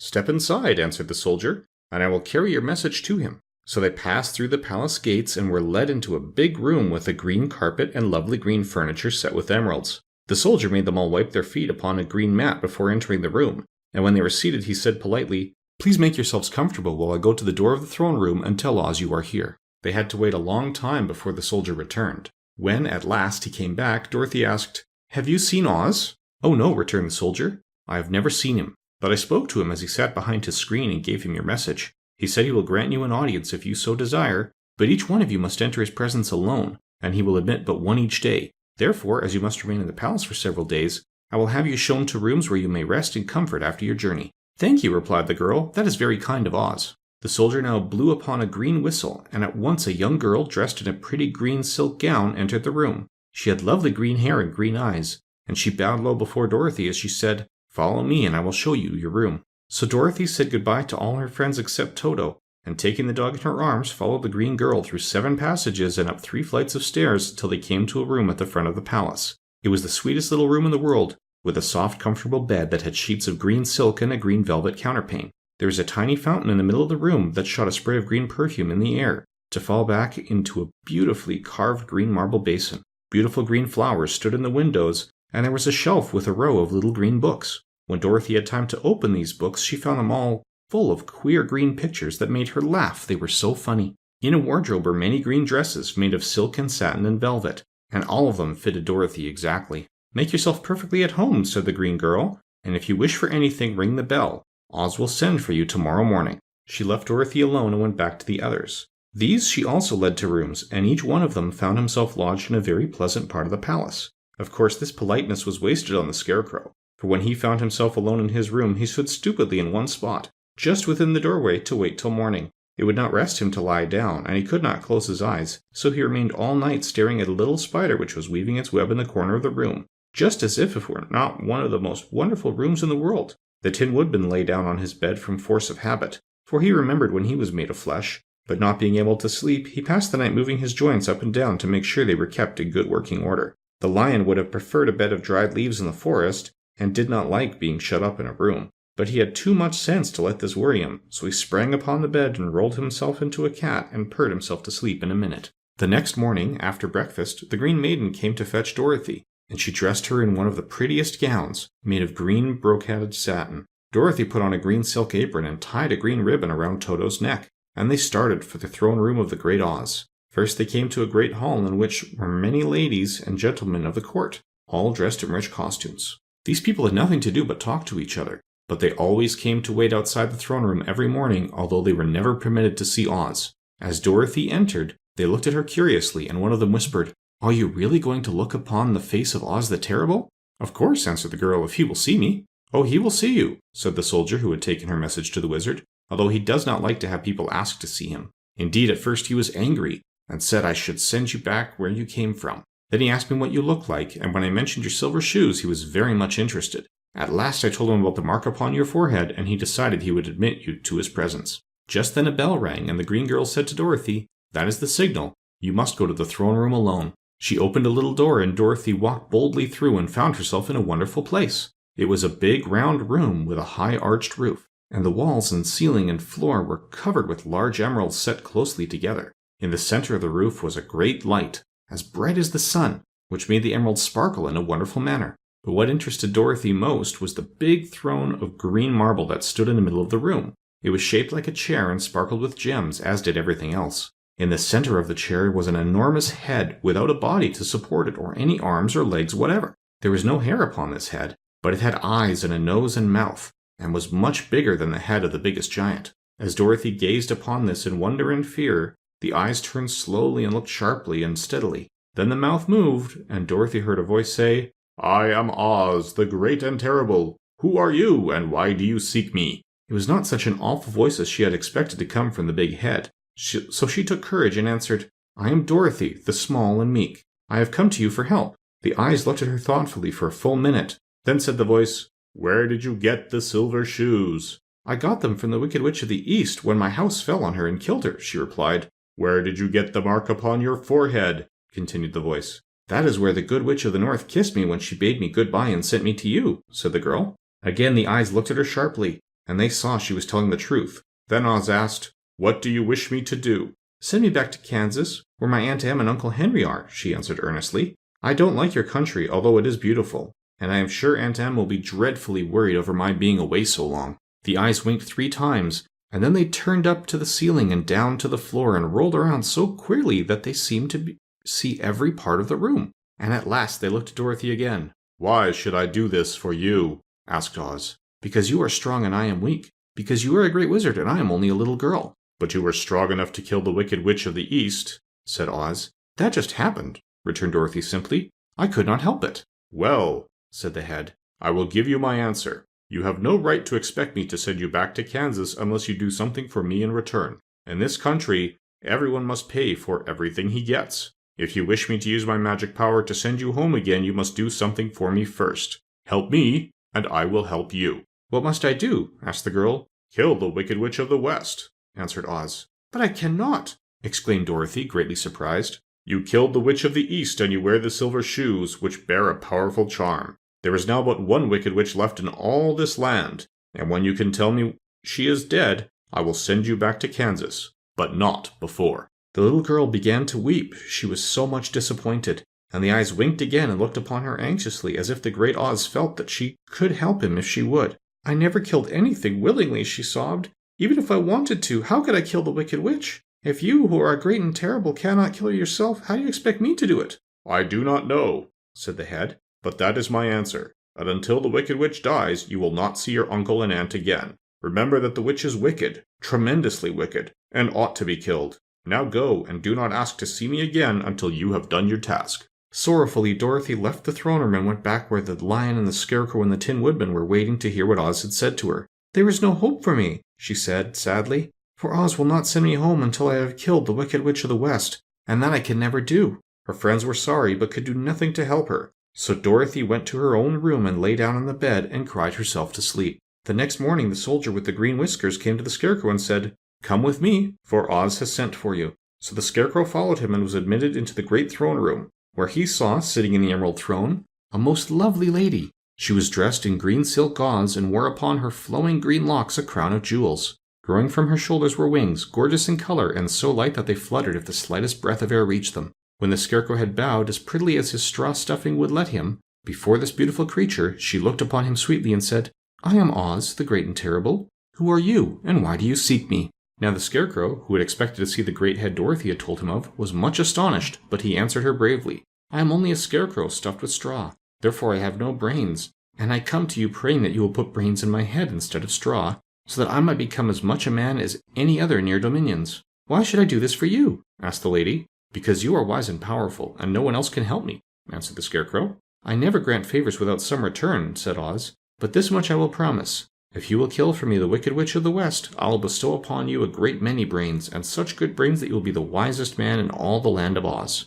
"I thought you asked Dorothy to kill the witch," said the Scarecrow in surprise. "So I did. I don't care who kills her, but until she is dead I will not grant your wish. Now go, and do not seek me again until you have earned the brains you so greatly desire." The Scarecrow went sorrowfully back to his friends and told them what Oz had said, and Dorothy was surprised to find that the Great Wizard was not a head as she had seen him, but a lovely lady. "All the same," said the Scarecrow, "she needs a heart as much as the Tin Woodman." On the next morning the soldier with the green whiskers came to the Tin Woodman and said, "Oz has sent for you. Follow me." So the Tin Woodman followed him and came to the great throne room. He did not know whether he would find Oz a lovely lady or a head, but he hoped it would be a lovely lady. "For," he said to himself, "if it is the head, I am sure I shall not be given a heart, since a head has no heart of its own and therefore cannot feel for mine. But if it is the lovely lady, I shall beg hard for a heart, for all ladies are themselves said to be kindly-hearted." But when the Woodman entered the great throne room, he saw neither the head nor the lady, for Oz had taken the shape of a most terrible beast. It was nearly as big as an elephant, and the green throne seemed hardly strong enough to hold its weight. The beast had a head like that of a rhinoceros, only there were 5 eyes in its face. There were 5 long arms growing out of its body, and it also had 5 long, slim legs. Thick, woolly hair covered every part of it, and a more dreadful-looking monster could not be imagined. It was fortunate the Tin Woodman had no heart at that moment, for it would have beat loud and fast from terror. But being only tin, the Woodman was not at all afraid, although he was much disappointed.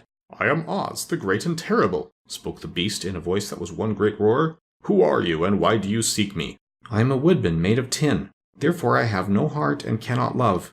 I pray you to give me a heart, that I may be as other men are." "Why should I do this?" demanded the beast. "Because I ask it, and you alone can grant my request," answered the Woodman. Oz gave a low growl at this, but said gruffly, "If you indeed desire a heart, you must earn it." "How?" asked the Woodman. "Help Dorothy to kill the Wicked Witch of the West," replied the beast. "When the witch is dead, come to me, and I will then give you the biggest and kindest and most loving heart in all the land of Oz." So the Tin Woodman was forced to return sorrowfully to his friends and tell them of the terrible beast he had seen. They all wondered greatly at the many forms the Great Wizard could take upon himself, and the Lion said, "If he is a beast, when I go see him, I shall roar my loudest and so frighten him that he will grant all I ask. And if he is the lovely lady, I shall pretend to spring upon her and so compel her to do my bidding. And if he is the great head, he will be at my mercy, for I will roll this head all about the room until he promises to give us what we desire. So be of good cheer, my friends, for all will yet be well." The next morning the soldier with the green whiskers led the Lion to the great throne room,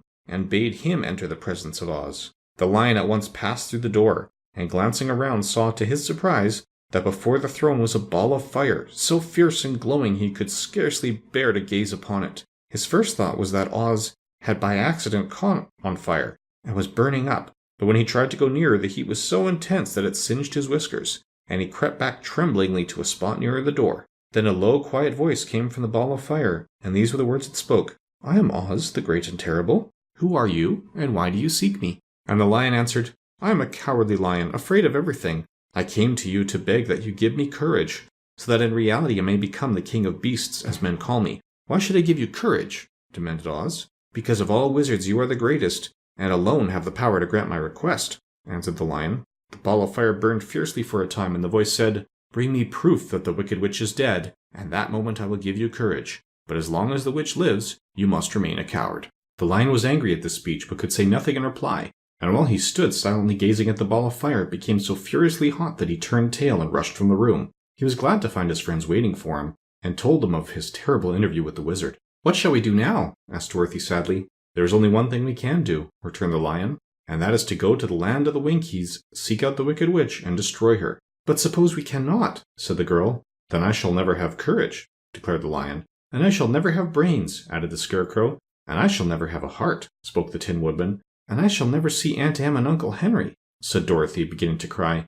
"Be careful," cried the Green Girl. "The tears will fall on your silk gown and spot it." So Dorothy dried her eyes and said, "I suppose we must try it, but I'm sure I do not want to kill anybody, even to see Aunt Em again." "I will go with you, but I'm too much of a coward to kill the witch," said the Lion. "I will go too," declared the Scarecrow, "but I shall not be much help to you, as I am such a fool." "I haven't the heart to harm even a witch," remarked the Tin Woodman, "but if you go, I certainly shall go with you." Therefore it was decided to start upon their journey the next morning, and the Woodman sharpened his axe on a green grindstone, and had all of his joints properly oiled. The Scarecrow stuffed himself with fresh straw, and Dorothy put new paint on his eyes that he might see better.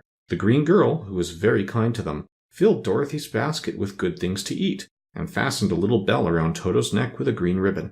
They went to bed quite early and slept soundly until daylight, when they were awakened by the crowing of a green cock that lived in the backyard of the palace, and the cackling of a hen that had laid a green egg. Chapter 12. The Search for the Wicked Witch. The soldier with the green whiskers led them through the streets of the Emerald City until they reached the room where the guardian of the gates lived. This officer unlocked their spectacles and put them back in his great box, and then he politely opened the gate for our friends. "Which road leads to the Wicked Witch of the West?" asked Dorothy. "There is no road," answered the guardian of the gates. "No one ever wishes to go that way." "How then are we to find her?" inquired the girl. "That will be easy," replied the man, "for when she knows you are in the country of the Winkies, she will find you, and make you all her slaves." "Perhaps not," said the Scarecrow, "for we mean to destroy her." "Oh, that is different," said the guardian of the gates. "No one has ever destroyed her before, so I naturally thought she would make slaves of you, as she has of the rest. But take care, for she is wicked and fierce, and may not allow you to destroy her. Keep to the west, where the sun sets, and you cannot fail to find her." They thanked him and bade him goodbye, and turned toward the west, walking over the fields of soft grass dotted here and there with daisies and buttercups. Dorothy still wore the pretty silk dress she had put on the palace, but now to her surprise she found it was no longer green but pure white. The ribbon around Toto's neck had also lost its green color and was as white as Dorothy's dress. The Emerald City was soon left far behind. As they advanced, the ground became rougher and hillier, for there were no farms nor houses in this country of the West, and the ground was untilled. In the afternoon, the sun shone hot in their faces, for there were no trees to offer them shade, so that before night Dorothy and Toto and the Lion were tired, and lay down upon the grass and fell asleep, with the Woodman and Scarecrow keeping watch. Now the Wicked Witch of the West had but one eye, yet that was as powerful as a telescope, and she could see everywhere. So, as she sat in the door of her castle, she happened to look around and saw Dorothy lying asleep, with her friends all about her. They were a long distance off, but the Wicked Witch was angry to find them in her country, so she blew upon a silver whistle that hung around her neck. At once there came running to her from all directions a pack of great wolves. They had long legs and fierce eyes and sharp teeth. "Go to those people," said the witch, "and tear them to pieces." "Are you not going to make them your slaves?" asked the leader of the wolves. "No," she answered. "One is of tin and one of straw. One is a girl and another a lion. None of them is fit to work, so you may tear them into small pieces." "Very well," said the wolf, and he dashed away at full speed, followed by the others. It was lucky the Scarecrow and the Woodman were wide awake and heard the wolves coming. "This is my fight," said the Woodman, "so get behind me, and I will meet them as they come." He seized his axe, which he had made very sharp, and as the leader of the wolves came on, the Tin Woodman swung his arm and chopped the wolf's head from its body, so that it immediately died. As soon as he could raise his axe, another wolf came up, and he also fell into the sharp edge of the Tin Woodman's weapon. There were 40 wolves, and 40 times a wolf was killed, so that at last they all lay dead in a heap before the Woodman. Then he put down his axe and sat beside the Scarecrow, who said, "It was a good fight, friend." They waited until Dorothy awoke the next morning. The little girl was quite frightened when she saw the great pile of shaggy wolves, but the Tin Woodman told her all. She thanked him for saving them and sat down to breakfast, after which they started again upon their journey. Now this same morning the Wicked Witch came to the door of her castle and looked out with her one eye that could see far off. She saw all her wolves lying dead, and the strangers still traveling through her country. This made her angrier than before, and she blew her silver whistle twice. Straightway a great flock of wild crows came flying toward her, enough to darken the sky, and the Wicked Witch said to the King Crow, "Fly at once to the strangers, peck out their eyes, and tear them to pieces." The wild crows flew in one great flock toward Dorothy and her companions. When the little girl saw them coming, she was afraid, but the Scarecrow said, "This is my battle, so lie down beside me and you will not be harmed." So they all lay upon the ground except the Scarecrow, and he stood up and stretched out his arms. And when the crows saw him, they were frightened, as these birds are always frightened by scarecrows, and did not dare to come any nearer. But the King Crow said, "It is only a stuffed man. I will peck his eyes out." The King Crow flew at the Scarecrow, who caught it by the head and twisted its neck until it died. and then another crow flew at him, and the Scarecrow twisted its neck also. There were 40 crows, and 40 times the Scarecrow twisted a neck until at last all were lying dead beside him. Then he called to his companions to rise, and again they went upon their journey. When the Wicked Witch looked out again and saw all her crows lying in a heap, she got into a terrible rage, and blew 3 times upon her silver whistle. Forthwith there was heard a great buzzing in the air, and a swarm of black bees came flying toward her. "Go to the strangers and sting them to death," commanded the witch, and the bees turned and flew rapidly until they came to where Dorothy and her friends were walking. But the Woodman had seen them coming, and the Scarecrow had decided what to do. "Take out my straw and scatter it over the little girl and the dog and the lion," he said to the Woodman, "and the bees cannot sting them." This the Woodman did, and as Dorothy lay close beside the lion and held Toto in her arms, the straw covered them entirely. The bees came and found no one but the Woodman to sting, so they flew at him and broke off all their stings against the tin, without hurting the Woodman at all. And as bees cannot live when their stings are broken, that was the end of the black bees, and they lay scattered thick about the Woodman, like little heaps of fine coal. Then Dorothy and the lion got up, and the girl helped the Tin Woodman put the straw back into the Scarecrow again, until he was as good as ever. So they started upon their journey once more. The Wicked Witch was so angry when she saw her black bees in little heaps like fine coal that she stamped her foot and tore her hair and gnashed her teeth. Then she called a dozen of her slaves, who were the Winkies, and gave them sharp spears, telling them to go to the strangers and destroy them. The Winkies were not a brave people, but they had to do as they were told, so they marched away until they came near to Dorothy. Then the lion gave a great roar and sprang towards them, and the poor Winkies were so frightened that they ran back as fast as they could. When they returned to the castle, the Wicked Witch beat them well with a strap and sent them back to their work, after which she sat down to think what she should do next. She could not understand how all her plans to destroy these strangers had failed, but she was a powerful witch as well as a wicked one, and she soon made up her mind how to act. There was in her cupboard a golden cap, with a circle of diamonds and rubies running around it. This golden cap had a charm. Whoever owned it could call 3 times upon the winged monkeys, who would obey any order they were given, but no person could command these strange creatures more than 3 times. Twice already the Wicked Witch had used the charm of the cap. Once was when she had made the Winkies her slaves, and set herself up to rule over their country. The winged monkeys had helped her do this. The second time was when she had fought against the great Oz himself and driven him out of the land of the West. The winged monkeys had also helped her in doing this. Only once more could she use this golden cap, for which reason she did not like to do so until all her other powers were exhausted. But now that her fierce wolves and wild crows and her stinging bees were gone, and her slaves had been scared away by the cowardly lion, she saw there was only one way left to destroy Dorothy and her friends. So the Wicked Witch took the golden cap from her cupboard and placed it upon her head. Then she stood upon her left foot and said, "Eep pee pep pee cack kee." Next she stood upon her right foot and said, "Hi lo ho lo hello."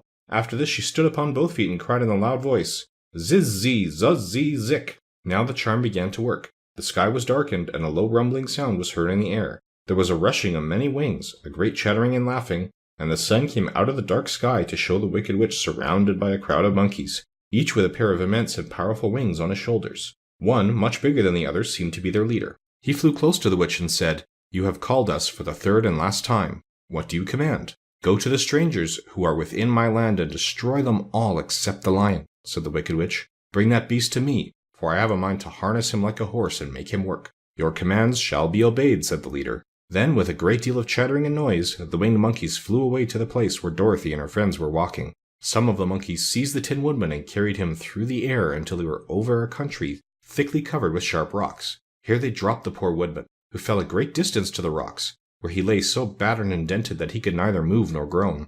Others of the monkeys caught the Scarecrow, and with their long fingers pulled all of the straw out of his clothes and head. They made his hat and boots and clothes into a small bundle, and threw it into the top branches of a tall tree. The remaining monkeys threw pieces of a stout rope around the lion, and wound many coils around his body and head and legs until he was unable to bite or scratch or struggle in any way. Then they lifted him up and flew away with him to the witch's castle, where he was placed in a small yard with a high iron fence around it, so that he could not escape. But Dorothy they did not harm at all. She stood with Toto in her arms, watching the sad fate of her comrades, and thinking it would soon be her turn. The leader of the winged monkeys flew up to her, his long hairy arms stretched out and his ugly face grinning terribly, but he saw the mark of the good witch's kiss upon her forehead and stopped short, motioning the others not to touch her. "We dare not harm this little girl," he said to them, "for she is protected by the power of good, and that is greater than the power of evil. All we can do is carry her to the castle of the Wicked Witch and leave her there." So, carefully and gently, they lifted Dorothy in their arms and carried her swiftly through the air until they came to the castle,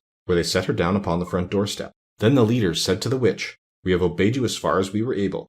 The Tin Woodman and the Scarecrow are destroyed, and the lion is tied up in your yard. The little girl we dare not harm, nor the dog she carries in her arms. Your power over our band is now ended, and you will never see us again." Then all the winged monkeys, with much laughing and chattering and noise, flew into the air and were soon out of sight. The Wicked Witch was both surprised and worried when she saw the mark on Dorothy's forehead, for she knew well that neither the winged monkeys nor she herself dare hurt the girl in any way. She looked down at Dorothy's feet, and seeing the silver shoes began to tremble with fear, for she knew what a powerful charm belonged to them. At first the witch was tempted to run away from Dorothy, but she happened to look into the child's eyes and saw how simple the soul behind them was, and that the little girl did not know of the wonderful power the silver shoes gave her. So the Wicked Witch laughed to herself and thought, "I could still make her my slave, for she does not know how to use her power." Then she said to Dorothy, harshly and severely, "Come with me, and see that you mind everything I tell you, for if you do not, I will make an end of you, as I did of the Tin Woodman and the Scarecrow." Dorothy followed her through many of the beautiful rooms of her castle until they came to the kitchen, where the witch bade her clean the pots and kettles and sweep the floor and keep the fire fed with wood. Dorothy went to work meekly, with her mind made up to work as hard as she could, for she was glad the Wicked Witch had decided not to kill her. With Dorothy hard at work, the witch thought she would go into a courtyard and harness the Cowardly Lion like a horse. It would amuse her, she was sure, to make him draw her chariot whenever she wished to go to drive. But as she opened the gate, the lion gave a loud roar and bounded at her so fiercely that the witch was afraid, and ran out and shut the gate again. "If I cannot harness you," said the witch to the lion, speaking through the bars of the gate, "I can starve you. You shall have nothing to eat until you do as I wish." So after that, she took no food to the imprisoned lion. But every day she came to the gate at noon and asked, "Are you ready to be harnessed like a horse?" And the lion would answer, "No. If you come in this yard, I will bite you." The reason the lion did not have to do as the witch wished was that every night, while the woman was asleep, Dorothy carried him food from the cupboard. After he had eaten, he would lie down on his bed of straw, and Dorothy would lie beside him and put her head on his soft, shaggy mane, while they talked of their troubles and tried to plan some way to escape. But they could find no way to get out of the castle, for it was constantly guarded by the yellow Winkies, who were the slaves of the Wicked Witch, and too afraid of her not to do as she told them. The girl had to work hard during the day, and often the witch threatened to beat her with the same old umbrella she always carried in her hand. But in truth, she did not dare to strike Dorothy, because of the mark upon her forehead. The child did not know this, and was full of fear for herself and Toto. Once the witch struck Toto with a blow with her umbrella, and the brave little dog flew at her and bit her leg in return. The witch did not bleed where she was bitten, for she was so wicked that the blood in her had dried up many years before. Dorothy's life became very sad as she grew to understand that it would be harder than ever to get back to Kansas and Aunt Em again. Sometimes she would cry bitterly for hours, with Toto sitting at her feet and looking into her face, whining dismally to show how sorry he was for his little mistress. Toto did not really care whether he was in Kansas or the Land of Oz so long as Dorothy was with him, but he knew the little girl was unhappy, and that made him unhappy too. Now the Wicked Witch had a great longing to have for her own the silver shoes which the girl always wore. Her bees and her crows and her wolves were lying in heaps and drying up, and she had used up all the power of the golden cap. But if she could only get hold of the silver shoes, they would give her more power than all the other things she had lost. She watched Dorothy carefully to see if she ever took off her shoes, thinking she might steal them. But the child was so proud of her pretty shoes that she never took them off except at night and when she took her bath. The witch was too much afraid of the dark to dare to go into Dorothy's room at night to take the shoes, and her dread of water was greater than her fear of the dark, so she never came near when Dorothy was bathing. Indeed, the old witch never touched water, nor ever let water touch her in any way. But the wicked creature was very cunning, and she finally thought of a trick that would give her what she wanted. She placed a bar of iron in the middle of the kitchen floor, and then by her magic arts made the iron invisible to human eyes, so that when Dorothy walked across the floor she stumbled over the bar, not being able to see it, and fell at full length. She was not much hurt, but in her fall one of the silver shoes came off, and before she could reach it the witch had snatched it away and put it on her own skinny foot. The wicked woman was greatly pleased with the success of her trick, for as long as she had one of the shoes she owned half the power of their charm, and Dorothy could not use it against her, even had she known how to do so. The little girl, seeing she had lost one of her pretty shoes, grew angry, and said to the witch, "Give me back my shoe." "I will not," retorted the witch, "for it is now my shoe and not yours." "You are a wicked creature," cried Dorothy. "You have no right to take my shoe from me." "I shall keep it just the same," said the witch, laughing at her, "and someday I shall get the other one from you too." This made Dorothy so very angry that she picked up the bucket of water that stood near and dashed it over the witch, wetting her from head to foot. Instantly the wicked woman gave a loud cry of fear, and then, as Dorothy looked at her in wonder, the witch began to shrink and fall away. "See what you have done!" she screamed. "In a minute I shall melt away." "I'm very sorry indeed," said Dorothy, who was truly frightened to see the witch actually melting away, like brown sugar, before her very eyes. "Didn't you know water would be the end of me?" asked the witch in a wailing, despairing voice. "Of course not," answered Dorothy. "How should I?" "Well, in a few minutes I shall be all melted, and you will have the castle to yourself. I have been wicked in my day, but I never thought a little girl like you would ever be able to melt me and end my wicked deeds." Look out! Here I go!" With those words, the witch fell down in a brown, melted, shapeless mass and began to spread over the clean boards of the kitchen floor. Seeing that she had really melted away to nothing, Dorothy drew another bucket of water and threw it over the mess. She then swept it all out the door. After picking out the silver shoe, which was all that was left of the old woman, she cleaned and dried it with cloth and put it on her foot again. Then, being at last free to do as she chose, she ran out to the courtyard to tell the lion that the Wicked Witch of the West had come to an end and that they were no longer prisoners in a strange land. End of chapter 12.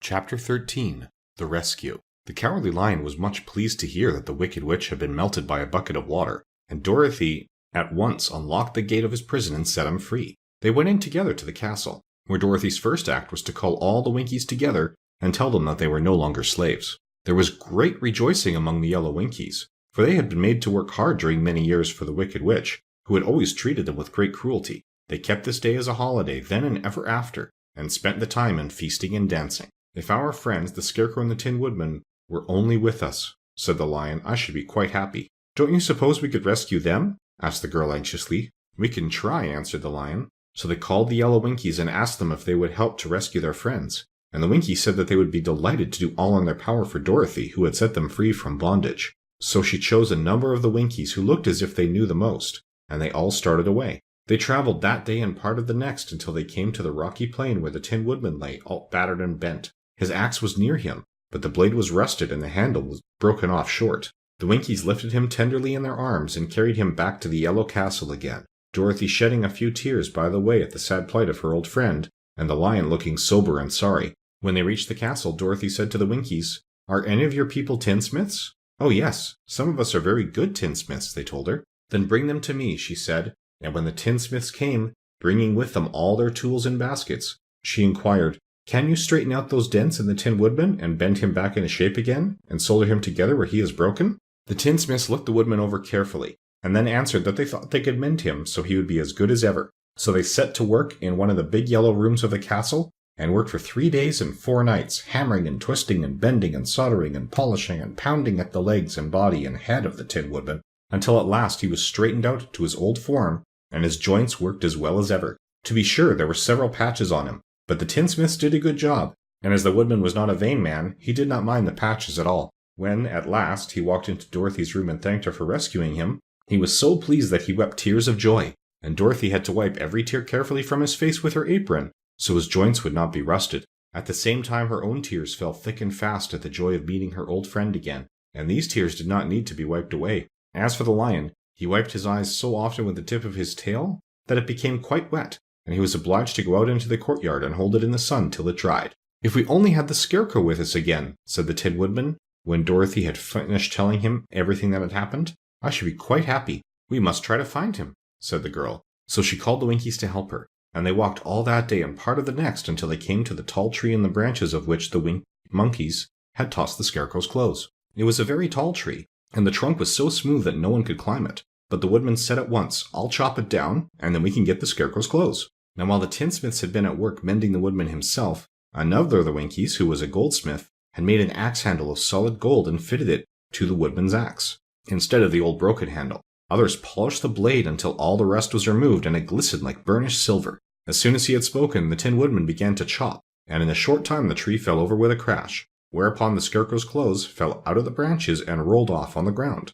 Dorothy picked them up and had the Winkies carry them back to the castle, where they were stuffed with the nice clean straw. And behold, here was the Scarecrow as good as ever, thanking them over and over again for saving him. Now that they were reunited, Dorothy and her friends spent a few happy days at the Yellow Castle, where they found everything they needed to make them comfortable. But one day the girl thought of Aunt Em and said, "We must go back to Oz and claim his promise." "Yes," said the Woodman, "at last I shall get my heart." "And I shall get my brains," added the Scarecrow joyfully. "And I shall get my courage," said the Lion thoughtfully. "And I shall get back to Kansas," cried Dorothy, clapping her hands.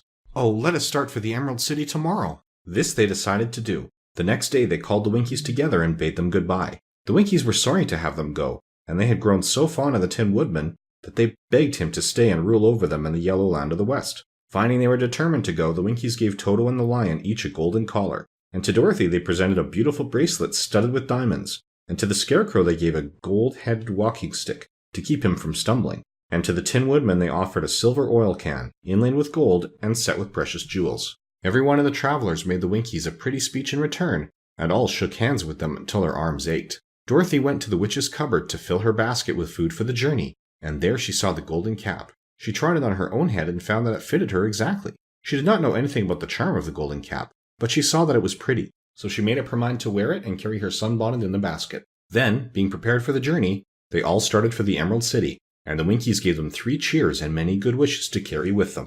Chapter 14. The Winged Monkeys. You will remember there was no road, not even a pathway, between the castle of the Wicked Witch and the Emerald City. When the 4 travelers went in search of the witch, she had seen them coming, and so sent the winged monkeys to bring them to her. It was much harder to find their way back through the big fields of buttercups and yellow daisies than it was being carried. They knew, of course, they must go straight east toward the rising sun, and they started off in the right way, but at noon, when the sun was over their heads, they did not know which was east and which was west, and that was the reason they were lost in the great fields. They kept on walking, however, and at night the moon came out and shone brightly. So they lay down among the sweet-smelling yellow flowers and slept soundly until morning, all but the Scarecrow and the Tin Woodman. The next morning the sun was behind a cloud, but they started on, as if they were quite sure which way they were going.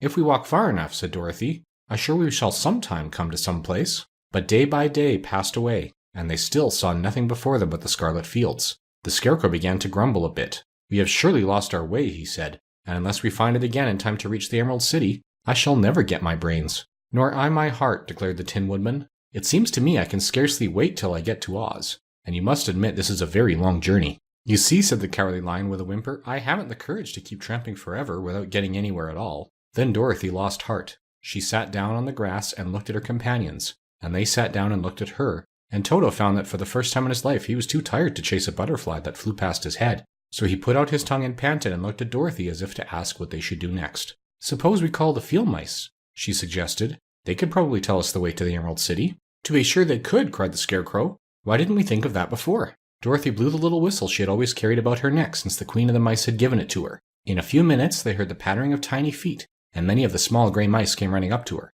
Among them was the Queen herself, who asked in her squeaky little voice, "What can I do for my friends?" "We have lost our way," said Dorothy. "Can you tell us where the Emerald City is?" "Certainly," answered the Queen, "but it is a great way off, for you have had it at your backs all this time." Then she noticed Dorothy's golden cap and said, "Why don't you use the charm of the cap and call the winged monkeys to you? They will carry you to the City of Oz in less than an hour." "I didn't know there was a charm," answered Dorothy in surprise. "What is it?" "It is written inside the golden cap," replied the Queen of the Mice. "But if you are going to call the winged monkeys, we must run away, for they are full of mischief and think it great fun to plague us." "Won't they hurt me?" asked the girl anxiously. "Oh no, they must obey the wearer of the cap. Goodbye." And she scampered out of sight with all the mice hurrying after her. Dorothy looked inside the golden cap and saw some words written upon the lining. These, she thought, must be the charm. So she read the directions carefully and put the cap on her head. "Ep-pee, pep-pee, cat-pee," she said, standing on her left foot. "What did you say?" asked the Scarecrow, who did not know what she was doing. "Hi-lo, ho-lo, hello," Dorothy went on, standing this time on her right foot. "Hello,"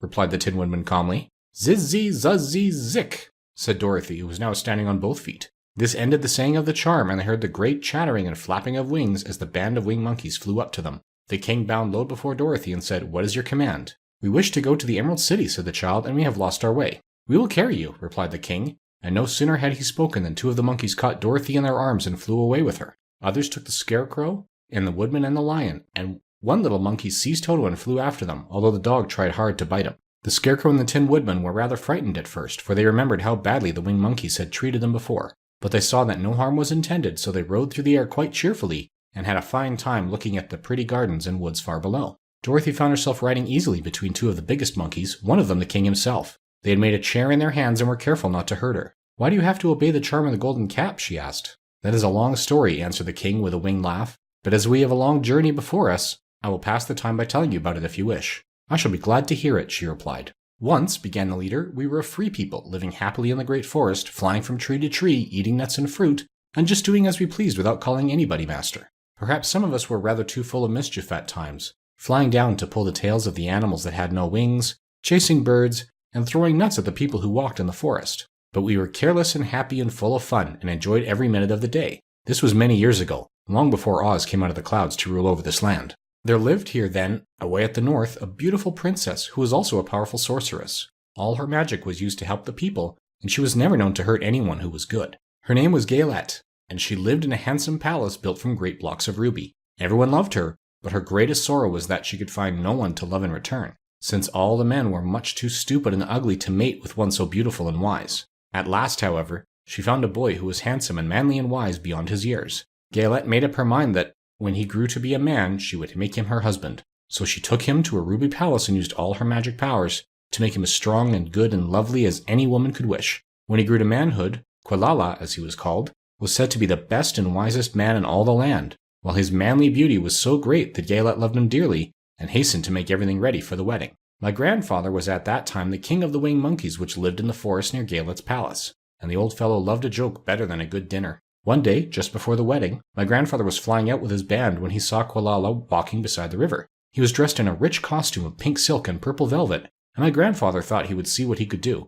At his word, the band flew down and seized Quilala, carried him in their arms until they were over the middle of the river, and then dropped him into the water. "Swim out, my fine fellow," cried my grandfather, "and see if the water has spotted your clothes." Quilala was much too wise not to swim, and he was not the least spoiled by all his good fortune. He laughed when he came to the top of the water, and swam into shore. But when Gaelette came running out to him, she found his silks and velvet all ruined by the river. The princess was angry, and she knew, of course, who did it. She had all the winged monkeys brought before her, and she said at first that all the rings should be tied, and they should be treated as they had treated Quilala, and dropped in the river. But my grandfather pleaded hard, for he knew the monkeys would drown in the river with their wings tied, and Quilala said a kind word for them also, so that Gaelette finally spared them, on condition that the winged monkeys should ever after do 3 times the bidding of the owner of the golden cap. This cap had been made for a wedding present to Quilala, and it is said to have cost the princess half her kingdom. Of course, my grandfather and all the other monkeys at once agreed to this condition, and that is how it happens that we are 3 times the slaves of the owner of the golden cap, whosoever he may be. "And what became of them?" asked Dorothy, who had been greatly interested in the story. "Quilala being the first owner of the golden cap," replied the monkey. "He was the first to lay his wishes upon us.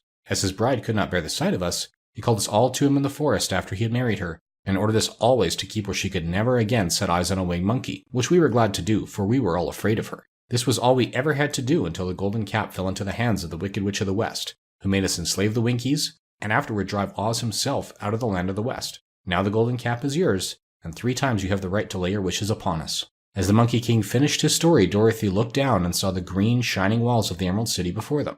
She wondered at the rapid flight of the monkeys, but was glad the journey was over. The strange creatures set the travelers down carefully before the gate of the city, and the king bowed low to Dorothy, and then flew swiftly away, followed by all his band. "That was a good ride," said the little girl. "Yes, and a quick way out of our troubles," replied the lion. "How lucky it was you brought away that wonderful cap." End of chapter 14.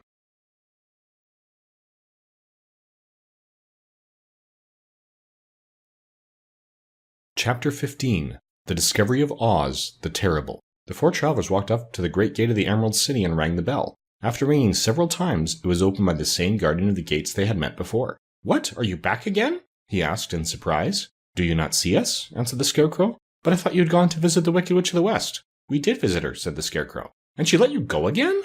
asked the man in wonder. "She could not help it, for she is melted," explained the Scarecrow. "Melted? Well, that is good news indeed," said the man. "Who melted her?" "It was Dorothy," said the lion gravely. "Good gracious!" exclaimed the man, as he bowed very low indeed before her. Then he led them into his little room and locked the spectacles from the great box on all their eyes, just as he had done before. Afterward, they passed on through the gate into the Emerald City. When the people heard from the guardian of the gates that Dorothy had melted the Wicked Witch of the West, they all gathered around the travelers and followed them in a great crowd to the Palace of Oz. The soldier with the green whiskers was still on guard before the door, but he let them in at once, and they were again met by the beautiful green girl, who showed each of them to their old rooms at once, so they might rest until the great Oz was ready to receive them. The soldier had the news carried straight to Oz that Dorothy and the other travelers had come back again after destroying the Wicked Witch, but Oz made no reply. They thought the great wizard would send for them at once, but he did not. They had no word from him the next day, nor the next, nor the next. The waiting was tiresome and wearing, and at last they grew vexed that Oz should treat them in so poor a fashion,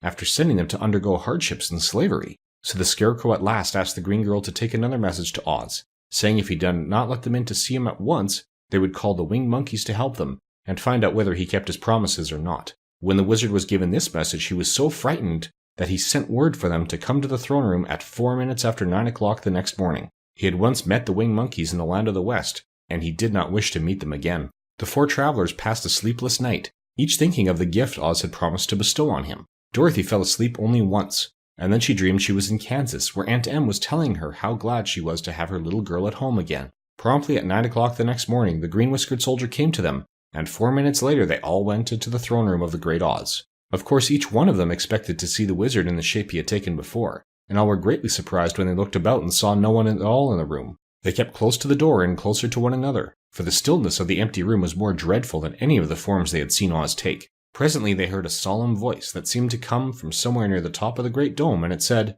"I am Oz, the great and terrible. Why do you seek me?" They looked again in every part of the room, and then, seeing no one, Dorothy asked, "Where are you?" "I am everywhere," answered the voice. "But to the eyes of common mortals I am invisible. I will now seat myself upon my throne that you may converse with me." Indeed, the voice seemed just then to come straight from the throne itself, so they walked toward it and stood in a row while Dorothy said, "We have come to claim our promise, O Oz." "What promise?" asked Oz. "You promised to send me back to Kansas when the Wicked Witch was destroyed," said the girl. "And you promised to give me brains," said the Scarecrow. "And you promised to give me a heart," said the Tin Woodman. "And you promised to give me courage," said the Cowardly Lion. "Is the Wicked Witch really destroyed?" asked the voice, and Dorothy thought it trembled a little. "Yes," she answered. "I melted her with a bucket of water." "Dear me," said the voice. "How sudden. Well, come to me tomorrow, for I must have time to think it over." "You've had plenty of time already," said the Tin Woodman angrily. "We shan't wait a day longer," said the Scarecrow. "You must keep your promises to us," exclaimed Dorothy.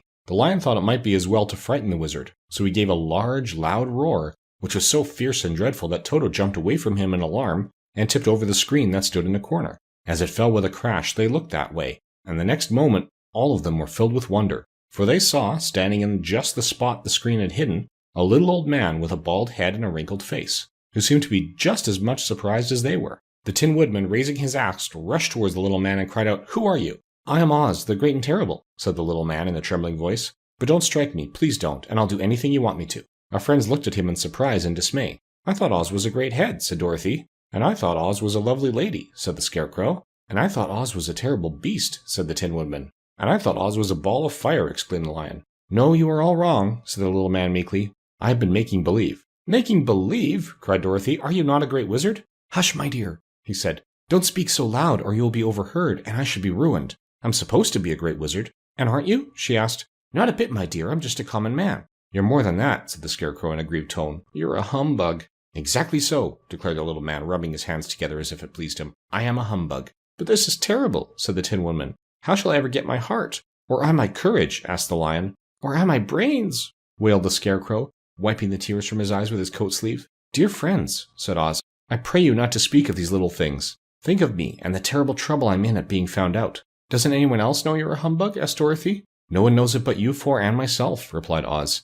"I have fooled everyone so long that I thought I should never be found out. It was a great mistake my ever letting you into the throne room. Usually I will not even see my subjects, and so they believe I am something terrible." "But I don't understand," said Dorothy in bewilderment. "How is it that you appeared to me as a great head?" "That was one of my tricks," answered Oz. "Step this way, please, and I will tell you all about it." He led the way to a small chamber in the rear of the throne room, and they all followed him. He pointed to one corner in which lay the great head, made out of many thicknesses of paper, and with a carefully painted face. "This I hung from the ceiling by a wire," said Oz. "I stood behind the screen and pulled a thread to make the eyes move and the mouth open." "But how about the voice?" she inquired. "Oh, I am a ventriloquist," said the little man. "I can throw the sound of my voice wherever I wish, so that you thought it was coming out of the head. Here are the other things I used to deceive you." He showed the Scarecrow the dress and the mask he had worn when he seemed to be the lovely lady, and the Tin Woodman saw that his terrible beast was nothing but a lot of skins sewn together with slats to keep their sides out. As for the ball of fire, the false wizard had hung that also from the ceiling. It was really a ball of cotton, but when oil was poured upon it, the ball burned fiercely. "Really," said the Scarecrow, "you ought to be ashamed of yourself for being such a humbug."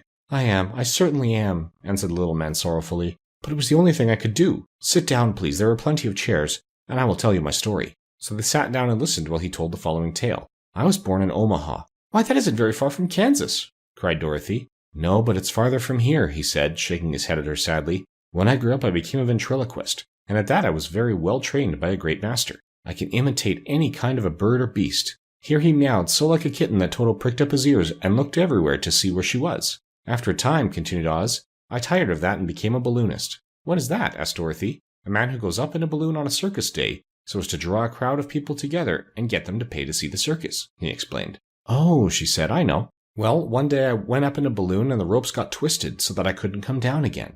It went way up above the clouds, so far that a current of air struck it and carried it many, many miles away.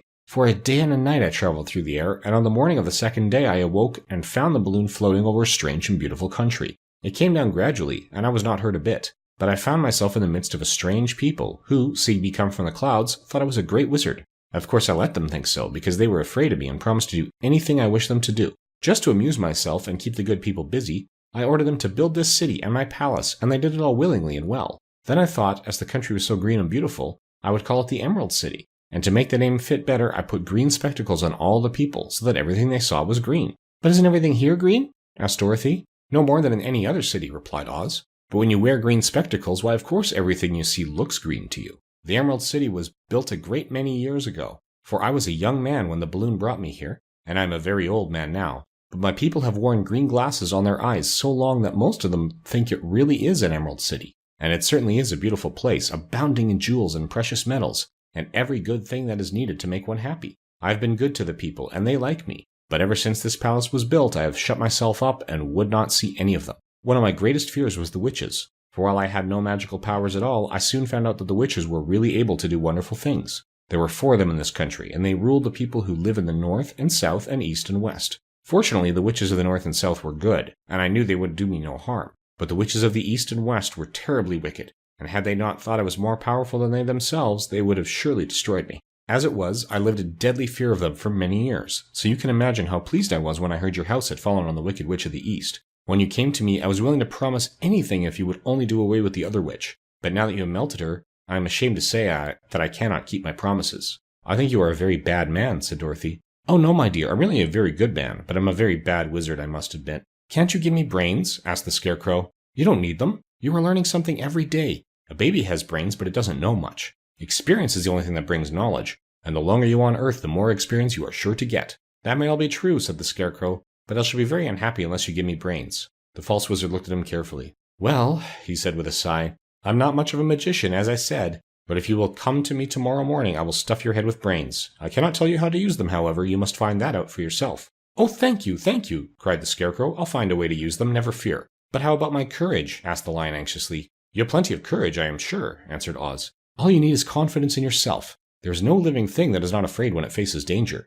The true courage is in facing danger when you are afraid, and that kind of courage you have in plenty. Perhaps I have, but I'm scared just the same, said the Lion. I shall really be very unhappy unless you give me the sort of courage that makes one forget he is afraid. Very well, I will give you that sort of courage tomorrow, replied Oz. How about my heart? Asked the Tin Woodman. Why, as for that, answered Oz, I think you are wrong to want a heart. It makes most people unhappy. If you only knew it, you are in luck not to have a heart. That must be a matter of opinion, said the Tin Woodman. For my part, I will bear all the unhappiness without a murmur if you will give me the heart. Very well, answered Oz meekly. Come to me tomorrow, and you shall have a heart. I have played wizard for so many years that I may as well continue the part a little longer. And now, said Dorothy, how am I to get back to Kansas? We shall have to think about that, replied the little man. Give me 2 or 3 days to consider the matter, and I'll try to find a way to carry you over the desert. In the meantime, you shall all be treated as my guests. And while you live in the palace, my people will wait upon you and obey your slightest wish. There's only one thing I ask in return for my help, such as it is. You must keep my secret and tell no one I am a humbug.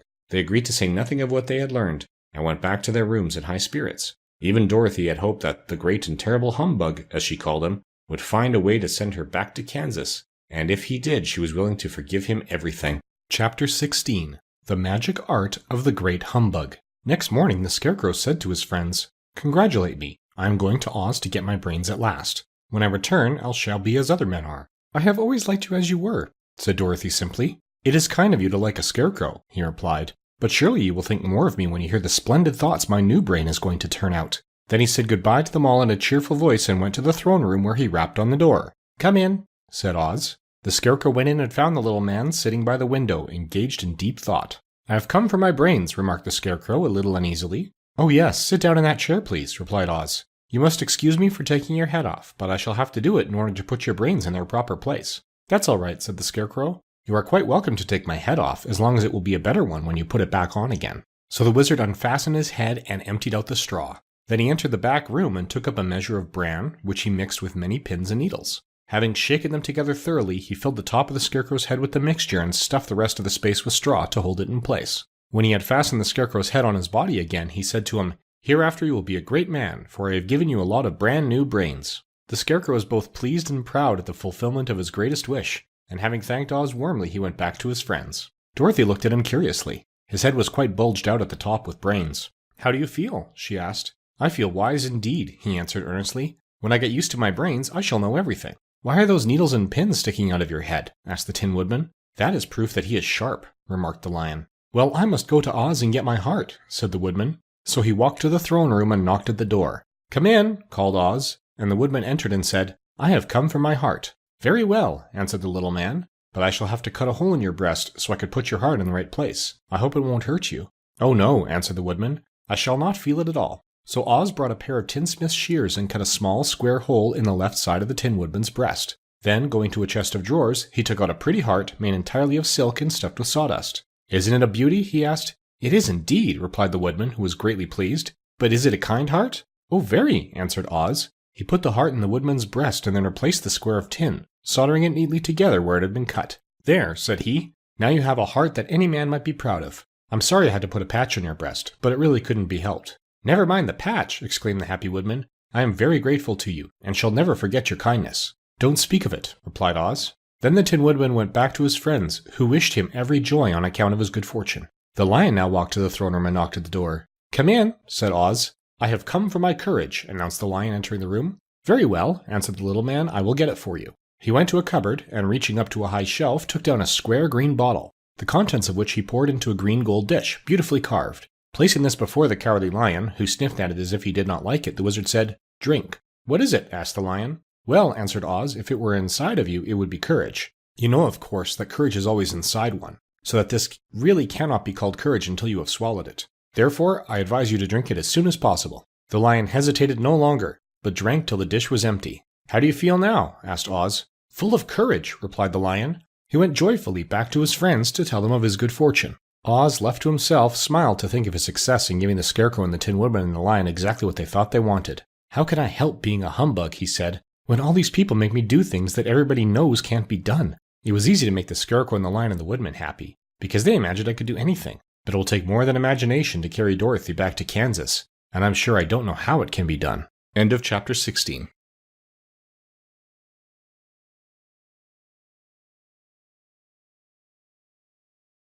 Chapter 17. How the Balloon Was Launched. For 3 days, Dorothy heard nothing from Oz. These were sad days for the little girl. Although her friends were all quite happy and contented, the Scarecrow told them there were wonderful thoughts in his head, but he would not say what they were because he knew no one could understand them but himself. When the Tin Woodman walked about, he felt his heart rattling around in his breast, and he told Dorothy he had discovered it to be kinder and more tender heart than the one he had owned when he was made of flesh. The Lion declared he was afraid of nothing on earth, and would gladly face an army or a dozen of the fierce Kalidas. Thus, each of the little party was satisfied except Dorothy, who longed more than ever to get back to Kansas. On the 4th day, to her great joy, Oz sent for her, and when she entered the throne room, he greeted her pleasantly. "Sit down, my dear. I think I have found the way to get you out of this country." "And back to Kansas?" she asked eagerly. "Well, I'm not sure about Kansas," said Oz, "for I haven't the faintest notion which way it lies. But the first thing to do is cross the desert, and then it should be easy to find your way home." "How can I cross the desert?" she inquired. "Well, I'll tell you what I think," said the little man. "You see, when I came to this country, it was in a balloon.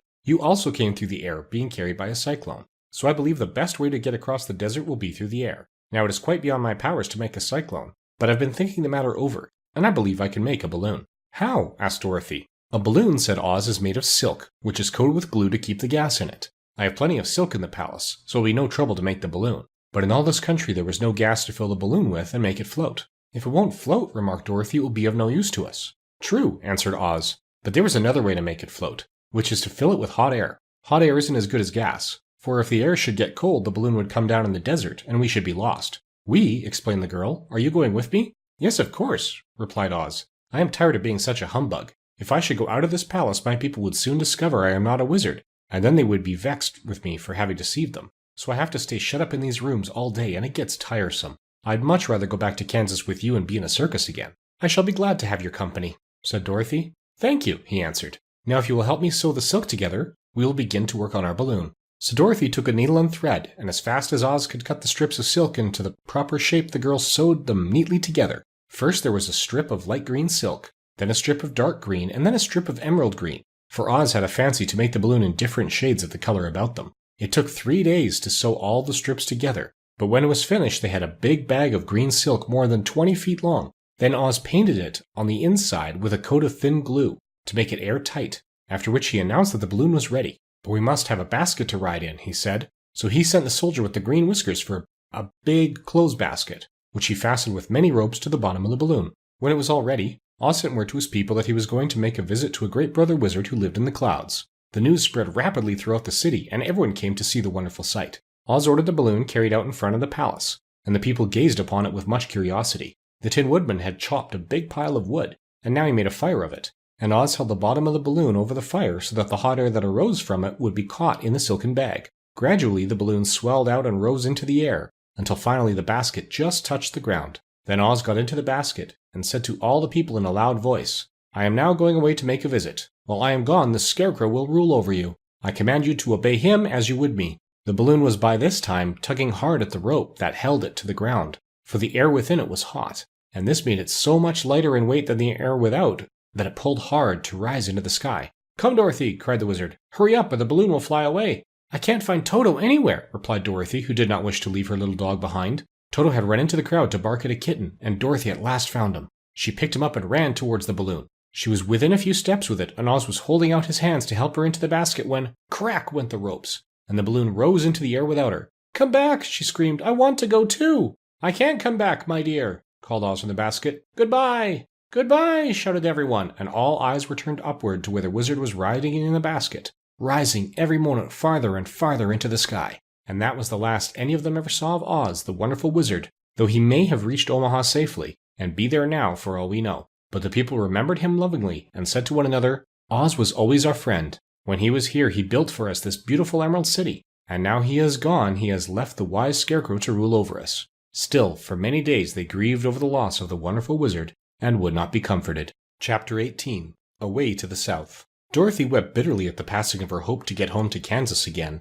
but when she thought it all over, she was glad she had not gone up in a balloon, and she also felt sorry at losing Oz, and so did her companions. The Tin Woodman came to her and said, "Truly I should be ungrateful if I failed to mourn for the man who gave me my lovely heart. I should like to cry a little because Oz is gone, if you will kindly wipe away my tears so that I shall not rust." "With pleasure," she answered, and brought a towel at once. Then the Tin Woodman wept for several minutes, and she washed the tears carefully and wiped them away with the towel. When he had finished, he thanked her kindly and oiled himself thoroughly with his jeweled oil can to guard against mishap. The Scarecrow was now the ruler of the Emerald City, and although he was not a wizard, the people were proud of him. For, they said, there is not another city in all the world that is ruled by a stuffed man. And so far as they knew, they were quite right. The morning after the balloon had gone up with Oz, the four travelers met in the throne room and talked matters over. The Scarecrow sat in the big throne and the others stood respectfully before him. "We are not so unlucky," said the new ruler, "for this palace and the Emerald City belong to us, and we can do just as we please. When I remember that a short time ago I was up on a pole in a farmer's cornfield, and that now I am ruler of this beautiful city, I am quite satisfied with my lot." "I also," said the Tin Woodman, "am well pleased with my new heart, and really that was the only thing I wished in all the world. For my part, I am contented knowing that I am as brave as any beast that ever lived, if not braver," said the Lion modestly. "If Dorothy would only be contented to live in the Emerald City," continued the Scarecrow, "we might all be happy together." "But I don't want to live here," cried Dorothy. "I want to go to Kansas and live with Auntie Em and Uncle Henry." "Well then, what can be done?" inquired the Woodman. The Scarecrow decided to think, and he thought so hard that the pins and needles began to stick out of his brains. Finally he said, "Why not call the Winged Monkeys and ask them to carry you over the desert?" "I never thought of that," said Dorothy joyfully. "It's just the thing. I'll go at once for the golden cap." When she brought it into the throne room, she spoke the magic words, and soon the band of winged monkeys flew through the open window and stood beside her. "This is the second time you have called us," said the Monkey King, bowing before the little girl. "What do you wish?" "I want you to fly with me to Kansas," said Dorothy, but the Monkey King shook his head. "That cannot be done," he said. "We belong to this country alone, and cannot leave it. There has never been a winged monkey in Kansas yet, and I suppose there never will be, for they don't belong there. We shall be glad to serve you in any way in our power, but we cannot cross the desert. Goodbye." And with another bow, the Monkey King spread his wings and flew away through the window, followed by all his band. Dorothy was ready to cry with disappointment. "I have wasted the charm of the golden cap to no purpose," she said, "for the winged monkeys cannot help me." "It is certainly too bad," said the tender-hearted Woodman. The Scarecrow was thinking again, and his head bulged out so horribly that Dorothy feared it would burst. "Let us call in the soldier with the green whiskers," he said, "and ask his advice." So the soldier was summoned and entered the throne room timidly, for while Oz was alive he was never allowed to come farther than the door. "This little girl," said the Scarecrow to the soldier, "wishes to cross the desert. How can she do so?" I cannot tell, answered the soldier, for nobody has ever crossed the desert unless it is Oz himself. Is there no one who can help me? Asked Dorothy earnestly.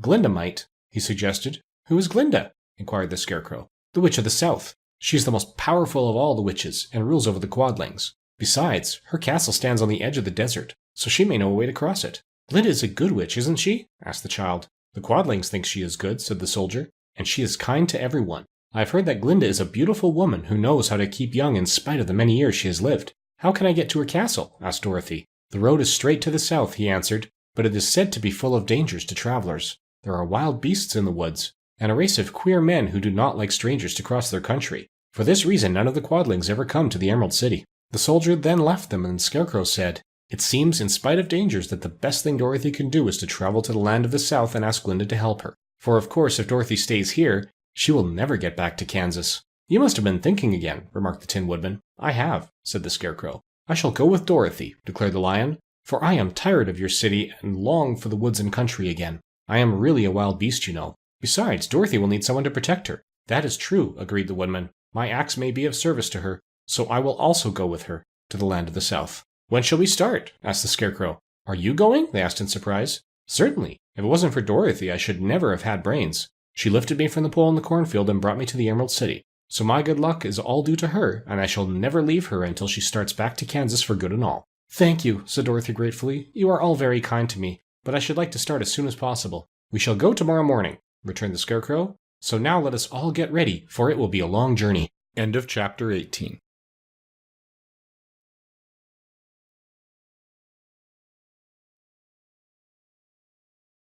Chapter 19. Attacked by the Fighting Trees. The next morning Dorothy kissed the pretty green girl goodbye, and they all shook hands with the soldier with the green whiskers, who had walked with them as far as the gate. When the guardian of the gate saw them again, he wondered greatly that they could leave the beautiful city to get into new trouble. But he at once unlocked their spectacles, which he put back in the green box, and gave them many good wishes to carry with them. You are now our ruler, he said to the Scarecrow, so you must come back to us as soon as possible. I certainly shall if I am able, the Scarecrow replied, but I must help Dorothy to get home first. As Dorothy bade the good-natured guardian a last farewell, she said, I've been very kindly treated in your lovely city, and everyone has been good to me. I cannot tell you how grateful I am. Don't try, my dear, he answered. We should like to keep you with us, but if it is your wish to return to Kansas, I hope you will find a way. He then opened the gate of the outer wall, and they walked forth and started upon their journey. The sun shone brightly as our friends turned their faces toward the land of the south. They were all in the best of spirits, and laughed and chatted together. Dorothy was once more filled with the hope of getting home, and the Scarecrow and the Tin Woodman were glad to be of use to her.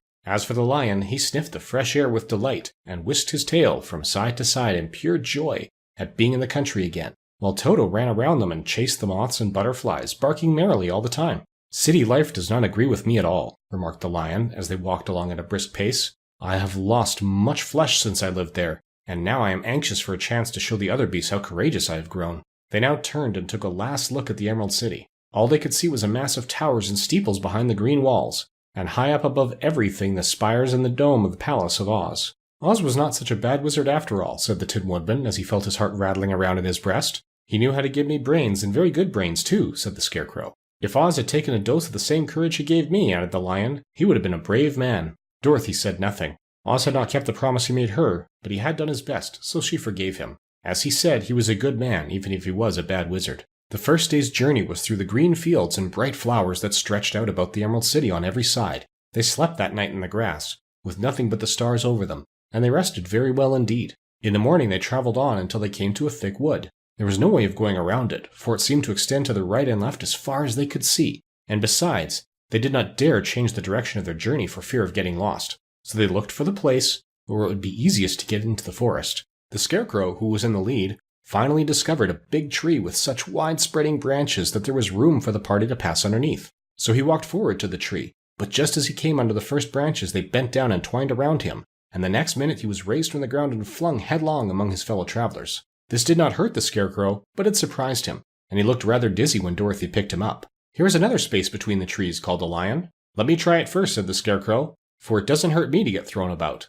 He walked up to another tree as he spoke, but its branches immediately seized him and tossed him back again. This is strange, exclaimed Dorothy. What shall we do? The trees seem to have made up their minds to fight us and stop our journey, remarked the Lion. I believe I will try it myself, said the Woodman, and shouldering his axe, He marched up to the first tree that had handled the Scarecrow so roughly. When a big branch bent down to seize him, the Woodman chopped at it so fiercely that he cut it in two. At once the tree began shaking all its branches as if in pain, and the Tin Woodman passed safely under it. "Come on," he shouted to the others, "be quick!" They all ran forward and passed under the tree without injury, except Toto, who was caught up by a small branch and shaken until he howled. But the Woodman promptly chopped off the branch and set the little dog free. The other trees of the forest did nothing to keep them back, so they made up their minds that only the first row of trees could bend down their branches, and that probably these were the policemen of the forest, and given this wonderful power in order to keep strangers out of it. The four travelers walked with ease through the trees until they came to the farther edge of the wood. Then, to their surprise, they found before them a high wall which seemed to be made of white china. It was smooth like the surface of a dish, and higher than their heads. "What shall we do now?" asked Dorothy.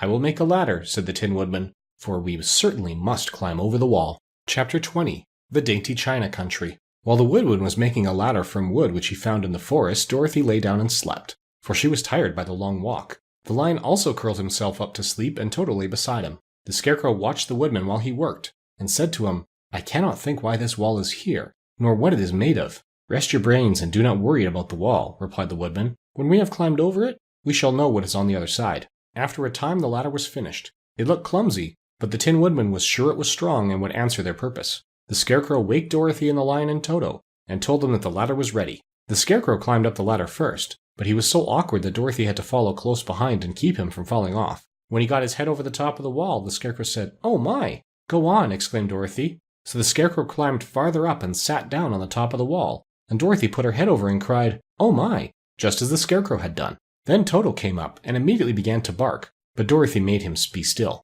The Lion climbed the ladder next, and the Tin Woodman came last. But both of them cried, "Oh my!" as soon as they looked over the wall. When they were all sitting in a row on the top of the wall, they looked down and saw a strange sight. Before them was a great stretch of country having a floor as smooth and shining as white as the bottom of a big platter. Scattered around were many houses made entirely of china and painted in the brightest colors. These houses were quite small, and the biggest of them reached only as high as Dorothy's waist. There were also pretty little barns with china fences around them, and many cows and sheep and horses and pigs and chickens, all made of china, were standing about in groups. But the strangest of all were the people who lived in this queer country. There were milkmaids and shepherdesses, with brightly colored bodices and golden spots all over their gowns, and princesses with most gorgeous frocks of silver and gold and purple, and shepherds dressed in knee breeches with pink and yellow and blue stripes down them, and golden buckles on their shoes, and princes with jeweled crowns upon their heads, wearing ermine robes and satin doublets, and funny clowns in ruffled gowns, with round red spots upon their cheeks and tall pointed caps.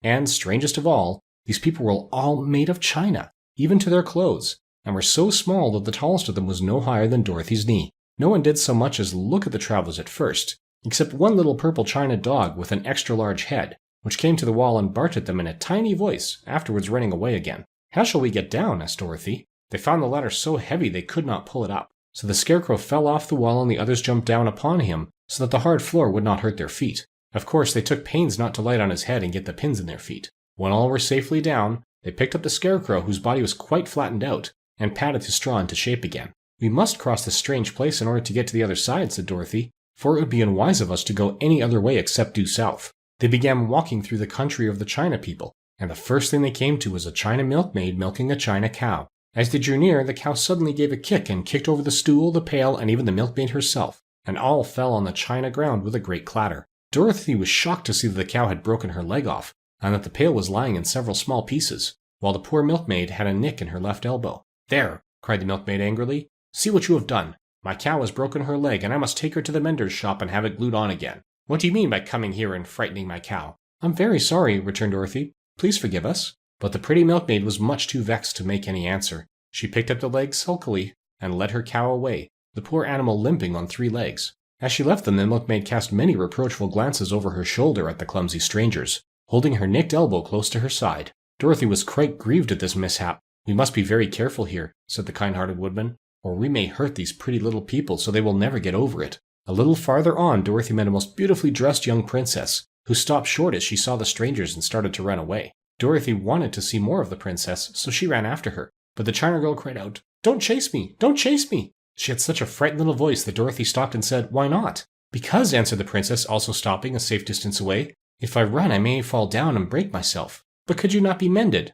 asked the girl. "Oh yes, but one is never so pretty after being mended, you know," replied the princess. "I suppose not," said Dorothy. "Now there is Mr. Joker, one of our clowns," continued the China lady, "who is always trying to stand upon his head. He has broken himself so often that he is mended in 100 places, and he doesn't look at all pretty. Here he comes now, so you can see for yourself." Indeed, a jolly little clown came toward them, and Dorothy could see that in spite of his pretty clothes of red and yellow and green, he was completely covered with cracks, running every which way and showing plainly that he had been mended in many places. The clown put his hands in his pockets, and after puffing out his cheeks and nodding his head at them saucily, he said, "My lady fair, why do you stare at poor old Mr. Joker? You're quite as stiff and prim as if you'd eaten up a poker." "Be quiet, sir," said the princess. "Can't you see these are strangers and should be treated with respect?" "Well, that's respect, I expect," declared the clown, and immediately stood upon his head. "Don't mind Mr. Joker," said the princess to Dorothy. "He is considerably cracked in his head, and that makes him foolish." "Oh, I don't mind him a bit," said Dorothy. "But you are so beautiful," she continued, "that I am sure I could love you dearly. Won't you let me carry you back to Kansas, and stand you on Aunt Em's mantle? I could carry you in my basket." "That would make me very unhappy," answered the China princess. "You see, here in our country we live contentedly, and can talk and move around as we please. But whenever any of us are taken away, our joints at once stiffen, and we can only stand straight and look pretty. Of course, that is all that is expected of us when we are on mantels and cabinets and drawing-room tables, but our lives are much pleasanter here in our own country." "I would not make you unhappy for all the world," exclaimed Dorothy, "so I'll just say goodbye." "Goodbye," replied the princess. They walked carefully through the China country. The little animals and all the people scampered out of their way, fearing the strangers would break them, and after an hour or so the travelers reached the other side of the country and came to another China wall. It was not so high as the first, however, and by standing upon the lion's back they all managed to scramble to the top. Then the lion gathered his legs under him and jumped on the wall. But just as he jumped, he upset a China church with his tail and smashed it all to pieces. "That was too bad," said Dorothy, "but really I think we were lucky in not doing these little people more harm than breaking a cow's leg in a church. They are all so brittle." "They are indeed," said the Scarecrow, "and I am thankful I am made of straw and cannot be easily damaged. There are worse things in the world than being a scarecrow." End of chapter 20.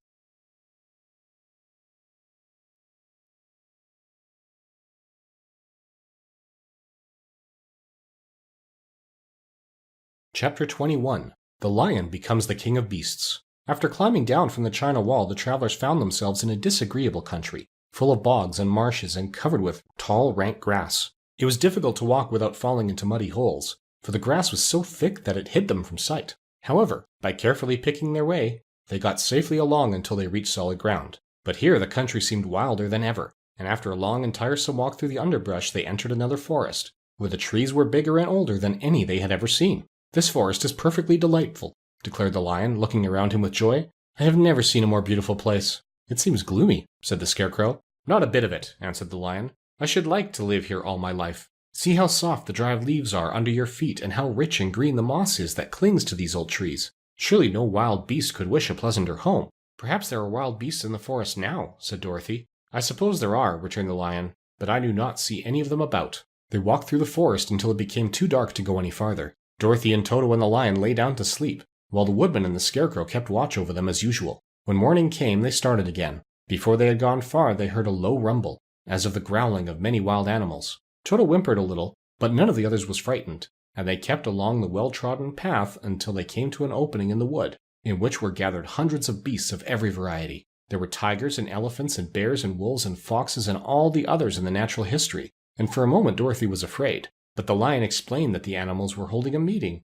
and he judged by their snarling and growling that they were in great trouble. As he spoke, several of the beasts caught sight of him, and at once the great assemblage hushed as if by magic. The biggest of the tigers came up to the lion and bowed, saying, "Welcome, O King of Beasts! You have come in good time to fight our enemy and bring peace to all the animals of the forest once more." "What is your trouble?" answered the lion quietly. "We are all threatened," answered the tiger, "by a fierce enemy which has lately come into this forest. It is a most tremendous monster, like a great spider, with a body as big as an elephant and legs as long as a tree trunk. It has 8 of these long legs, and as the monster crawls through the forest, he seizes an animal with a leg and drags it to his mouth, where he eats it as a spider does a fly. None of us is safe while this fierce creature is alive, and we had called a meeting to decide how to take care of it ourselves when you came along." The lion thought for a moment. "Are there any other lions in this forest?" he asked. "No, there were some, but the monster has eaten them all. And besides, they were none of them nearly so large and brave as you. If I put an end to your enemy, will you bow down to me and obey me as the king of the forest?" inquired the lion. "We will do that gladly," returned the tiger,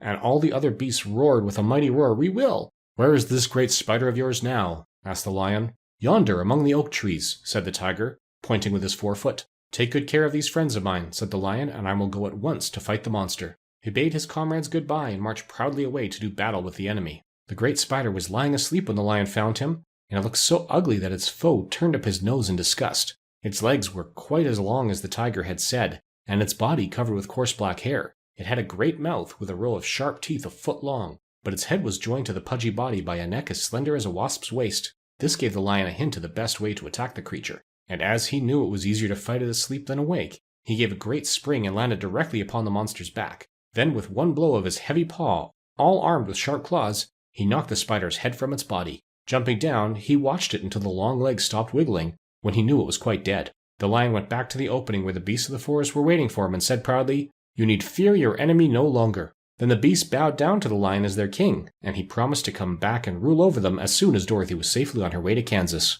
Chapter 22. The Country of the Quadlings. The four travelers passed through the rest of the forest in safety, and when they came out from its gloom saw before them a steep hill, covered from top to bottom with great pieces of rock. "That will be a hard climb," said the Scarecrow, "but we must get over the hill nevertheless." So he led the way and the others followed. They had nearly reached the first rock when they heard a rough voice cry out, "Keep back!" "Who are you?" asked the Scarecrow. Then a head showed itself over the rock, and the same voice said, "This hill belongs to us, and we don't allow anyone to cross it." "But we must cross it," said the Scarecrow. "We're going to the country of the Quadlings." "But you shall not," replied the voice. And there stepped from behind the rock the strangest man the travelers had ever seen. He was quite short and stout and had a big head, which was flat at the top and supported by a thick neck full of wrinkles. But he had no arms at all. And seeing this, the Scarecrow did not fear that so helpless a creature could prevent them from climbing the hill. So he said, "I'm sorry not to do as you wish, but we must pass over the hill whether you like it or not." And he walked boldly forward.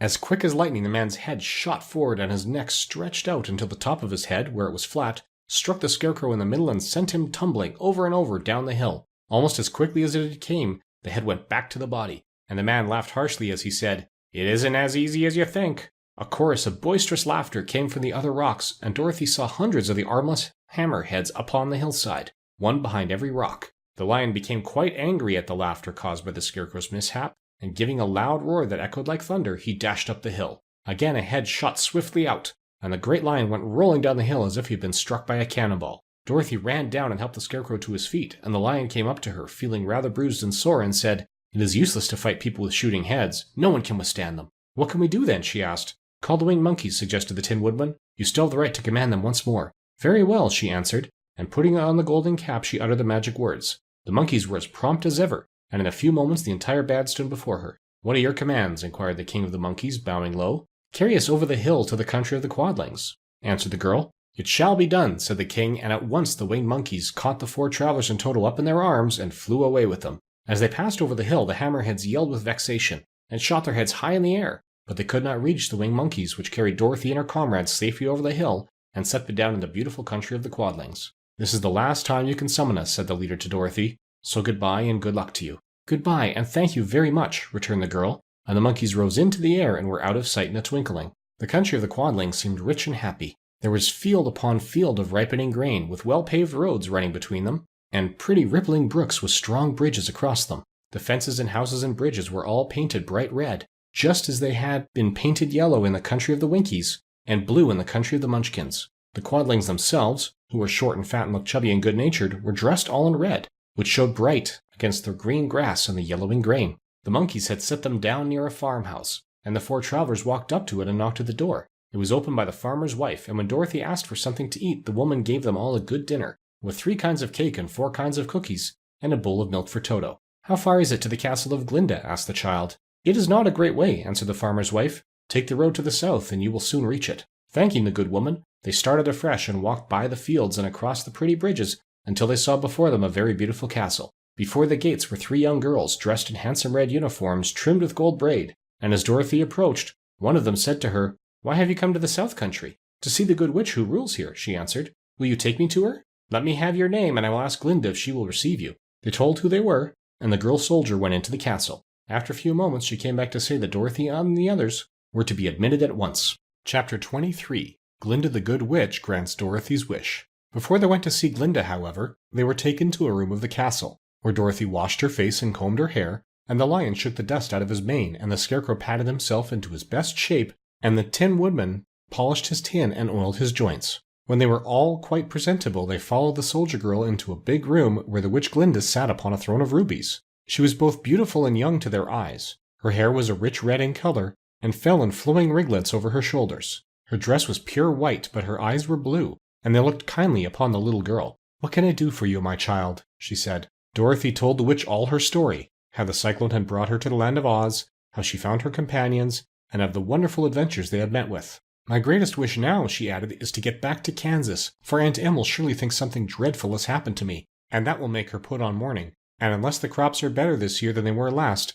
I am sure Uncle Henry cannot afford it." Glinda leaned forward and kissed the sweet upturned face of the loving little girl. "Bless your dear heart," she said. "I am sure I can tell you of a way to get back to Kansas." Then she added, "But if I do, you must give me the golden cap." "Willingly," exclaimed Dorothy. "Indeed, it is of no use to me now, and when you have it, you can command the winged monkeys 3 times. And I think I shall need their service just those 3 times, answered Glinda, smiling. Dorothy then gave her the golden cap, and the witch said to the Scarecrow, "What will you do when Dorothy has left of us?" "I will return to the Emerald City," he replied, "for Oz has made me its ruler, and the people like me. The only thing that worries me is how to cross the Hill of the Hammerheads. By means of the golden cap I shall command the winged monkeys to carry you to the gates of the Emerald City," said Glinda, "for it would be a shame to deprive the people of so wonderful a ruler." "Am I really wonderful?" asked the Scarecrow. "You are unusual," replied Glinda. Turning to the Tin Woodman, she asked, "What will become of you when Dorothy leaves this country?" He leaned on his axe and thought a moment. Then he said, "The Winkies were very kind to me, and wanted me to rule over them after the Wicked Witch died. I am fond of the Winkies, and if I could get back again to the country of the West, I should like nothing better than to rule over them forever." "My second command to the winged monkeys," said Glinda, "will be that they carry you safely to the land of the Winkies. Your brain may not be so large to look at as those of the Scarecrow, but you are really brighter than he is, when you are well polished, and I am sure you will rule the Winkies wisely and well." Then the witch looked at the big, shaggy lion and asked, "When Dorothy has returned to her home, what will become of you?" "Over the Hill of the Hammerheads," he answered, "lies a grand old forest, and all the beasts that live there have made me their king. If I could only get back to this forest, I would pass my life very happily there." "My third command to the winged monkeys," said Glinda, "shall be to carry you to your forest. Then, having used up the powers of the golden cap, I shall give it to the king of the monkeys, that he and his bond may thereafter be free for evermore." The Scarecrow and the Tin Woodman and the Lion now thanked the good witch earnestly for her kindness, and Dorothy exclaimed, "You are certainly as good as you are beautiful, but you have not yet told me how to get back to Kansas." "Your silver shoes will carry you over the desert," replied Glinda. "If you had known their power, you could have gone back to your Aunt Em the very first day you came to this country." "But then I should not have my wonderful brains," cried the Scarecrow. "I might have passed my whole life in the farmer's cornfield." "And I should not have had my lovely heart," said the Tin Woodman. "I might have stood and rested in the forest till the end of the world." "And I should have lived a coward forever," declared the Lion, "and no beast in all the forest would have had a good word to say to me." "This is all true," said Dorothy, "and I am glad I was of use to these good friends. But now that each of them has what he desired most, and each is happy in having a kingdom to rule besides, I think I should like to go back to Kansas." "The silver shoes," said the good witch, "have wonderful powers, and one of the most curious things about them is that they can carry you to any place in the world in 3 steps, and each step will be made in the wink of an eye. All you have to do is knock the heels together 3 times, and command the shoes to carry you wherever you wish to go." "If that is so," said the child joyfully, "I will ask them to carry me back to Kansas at once." She threw her arms around the lion's neck and kissed him, patting his big head tenderly. Then she kissed the Tin Woodman, who was weeping in a way most dangerous to his joints. But she hugged the soft stuffed body of the Scarecrow in her arms instead of kissing his painted face, and found she was crying herself at this sorrowful parting from her loving comrades. Glinda the Good stepped down from her ruby throne to give the little girl a goodbye kiss, and Dorothy thanked her for all the kindness she had shown to her friends and herself. Dorothy now took up Toto solemnly in her arms, and having said one last goodbye, she clapped the heels of her shoes together 3 times, saying, "Take me home to Aunt Em." Instantly she was whirling through the air so swiftly that all she could see or feel was the wind whistling past her ears. The silver shoes took but 3 steps, and then she stopped so suddenly that she rolled over upon the grass several times before she knew where she was. At length, however, she sat up and looked about her. "Good gracious!" she cried, for she was sitting on the broad Kansas prairie, and just before her was the new farmhouse Uncle Henry built after the cyclone carried away the old one. Uncle Henry was milking cows in the barnyard, and Toto had jumped out of her arms and was running toward the barn, barking furiously. Dorothy stood up and found she was in her stocking feet, for the silver shoes had fallen off in her flight through the air and were lost forever in the desert. Chapter 24. Home Again. Aunt Em had just come out of the house to water the cabbages when she looked up and saw Dorothy running toward her. "My darling child!" she cried, folding the little girl in her arms and covering her face with kisses. "Where in the world did you come from?" "From the land of Oz," said Dorothy gravely. "And here is Toto, too. And oh, Aunt Em, I'm so glad to be at home again." End of The Wonderful Wizard of Oz by L. Frank Baum.